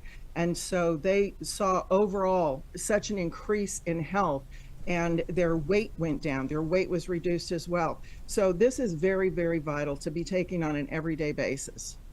That's fantastic. And were there any highlights from President Trump's speech on Tuesday that you really enjoyed in regards to MAHA and just trying to focus on really the health of the American people? Well, I think one of my favorite times was when Robert F. Kennedy Jr., the camera went over to him, and he was looking up at that young child, is now 13, that had brain cancer at age 9. And when the CIA awarded him that honorary status, and when RFK Jr. stood there, and he was just beaming looking at this child, because he's all about making our children healthier and making us all healthier. And I loved what President Trump did. He was incredible. Well, it's definitely a touching moment for all of us, with Director of the Secret Service Sean Curran swearing him in, DJ Daniels, as an honorary officer. And if there's a special offer today for RSBN viewers, how can they get a hold of this incredible Kimchi One? Yes, 25% off with code RSBN at mybreakcore.com/RSBN, or call in for up to 50% off, and we'll give you free shipping. That's 888-722-0936. That's 888-722-0936. And the first 100 callers are going to get a free vitamin D as well. Again, that number is 888-722-0936. And as I tell the viewers on RSBN, I take this myself. I think it's an outstanding product. And Kim Bright, thank you so much. The founder of Brightcore, an extraordinary company with their revolutionary new product, Kimchi One. Thank you again for being on Right Side Broadcasting Network, for sponsoring free speech and the right side of history. We look forward to seeing you again very soon. Thank you. All right, back here live. Of course, that was RSBN host Robert McNeely interviewing Kim Bright with Brightcore. Before we play the song from Duggar Band, if you have no idea what I'm talking about, the song is called True Colors. We're going to play it in its entirety at the end of the broadcast. We actually had the country duo, the brothers from Tennessee, on the broadcast earlier today. They were supposed to play actually just yesterday at a local station's morning show, but one of their songs, True Colors, was too, quote, politically biased. So they told them, hey, you know what, why don't you guys change the song? Let's not have you play that one. And they decided maybe we're just not going to play it all, because this is what these people love. They love our country. They love patriotism. And that's what the song is really about. And they said it was politically biased. So this fake news organization decided, well, then you please change this song. They sent them a letter to do that. We saw the email and the letter as well. So anyway, we're going to play the song in its entirety at the end of the broadcast, which is coming up in just a few seconds as we are at the bottom of the hour. Thanks so much for watching Right Side Broadcasting Network. I'm Matthew Alvarez. Let's thank a few sponsors, and then we'll play that song to close out today's coverage. If there's any other breaking news or other things that we need to cover, we'll be right back here in studio to do that. And sometimes we'll be also uploading various videos to Rumble, YouTube, and other places that everyone's watching, also on X and Truth Social. And you can always follow us on X and Truth Social as well. Let's thank Colonial Metals Group. Colonial Metals Group. All you have to do is go to freegoldguy.com/RSBN. You'll get a free info kit on everything gold and silver with a tax-sheltered IRA, a 401k backed in gold and silver. Angelpaste.com as well, a number of products there, the Miracle Cream, and also a number of other ones that you can see right there on Angelpaste.com. Use that promo code RSBN for a discount. Also, Byrna.com/RSBN. This is a less lethal launcher that you see right there on your screen. A great group of people there that are pro 2A, but they also say, you know what, there are times where it's less lethal is the way to react in certain situations. So you'll have that right there, 10% off, Byrna.com/RSBN. Also, MyPillow.com/RSBN. More than 2,000 products, so many great ones right there from MyPillow. Of course, Mike Lindell, the great patriot himself, doing great things out there. And as well having mypillow.com. All right, so that wraps up our sponsors for the day. Let's go, as soon as we're ready, let's go to the song True Colors by Duggar Band. We're going to play that here for you in its entirety. Again, the band, they were supposed to play this song the other day, but the fake news said, this is too politically biased. I bet you can be the judge for yourself. Let's enjoy this song for all of us at Right Side Broadcasting Network. I'm Matthew Alvarez. Enjoy.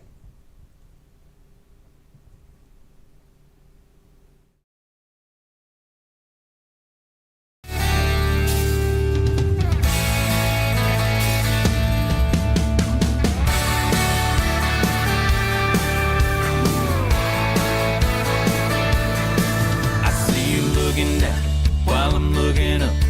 You're just sitting there sipping on that Starbucks cup, hating on everything, not doing anything. I crank up some Toby Keith, climb back in my truck, and it don't matter where the chips may fall. That Statue of Liberty will be standing tall. The best part about the land of the free is if you don't like it, you're free to leave. But I ain't leaving here.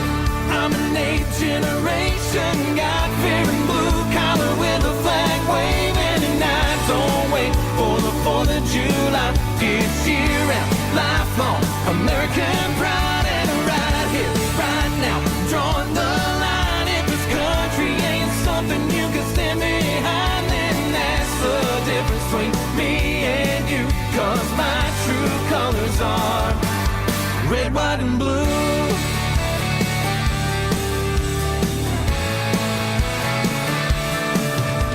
My pappy served in the Second World War. I ain't ever given up all that he fought for. And if you're coming here aiming to take what we got, we're gonna fight, fight, fight. Go on and take your shine, but I ain't leaving here.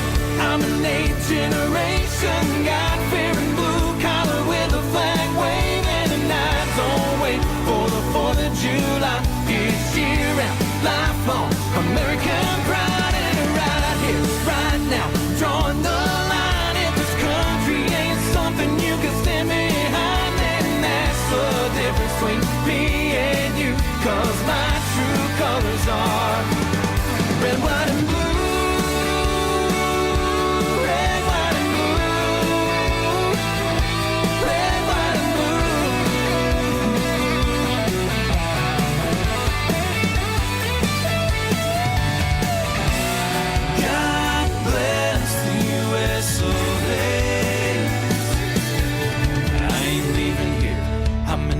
generation, God-fearing blue collar with a flag waving, and I don't wait for the 4th of July. It's year-round, lifelong American pride.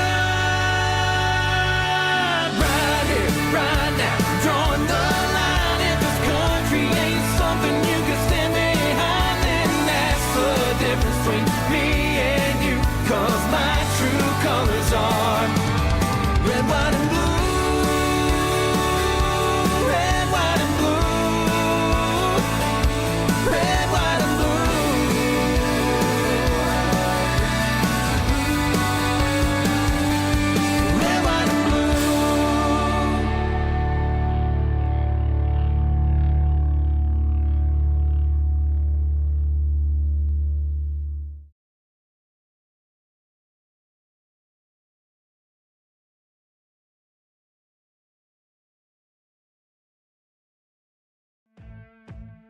Welcome to Right Side Broadcasting Network, your trusted conservative news outlet. At RSBN, we deliver the truth when the mainstream media falls short. Since 2015, we've proudly broadcasted every single one of President Trump's iconic MAGA rallies, bringing you the excitement and energy live before anyone else. By watching RSBN, you get an unfiltered front row view of the action on the ground. We interview the crowds to give a voice to millions of Americans just like you. We show you President Trump's speeches in their entirety, free from interruptions and censorship. We cover the stories that matter to you with the integrity and passion you deserve. Thank you for choosing RSBN as your home for America First News. Together, we stand strong, united, and informed. So join us and be part of the right side of history. Hey y'all, it's Silk from the Diamond and Silk Chit Chat live show. Look, don't forget to check me out right here on RSBN Network. Be sure to watch the show on Right Side Broadcasting Network, and I want you to support Right Side Broadcasting Network. Yes, it's imperative that you do so, okay? I look to see y'all soon. Bye-bye. I hear every day about the products you all wish MyPillow carried. Well, guess what? We probably do.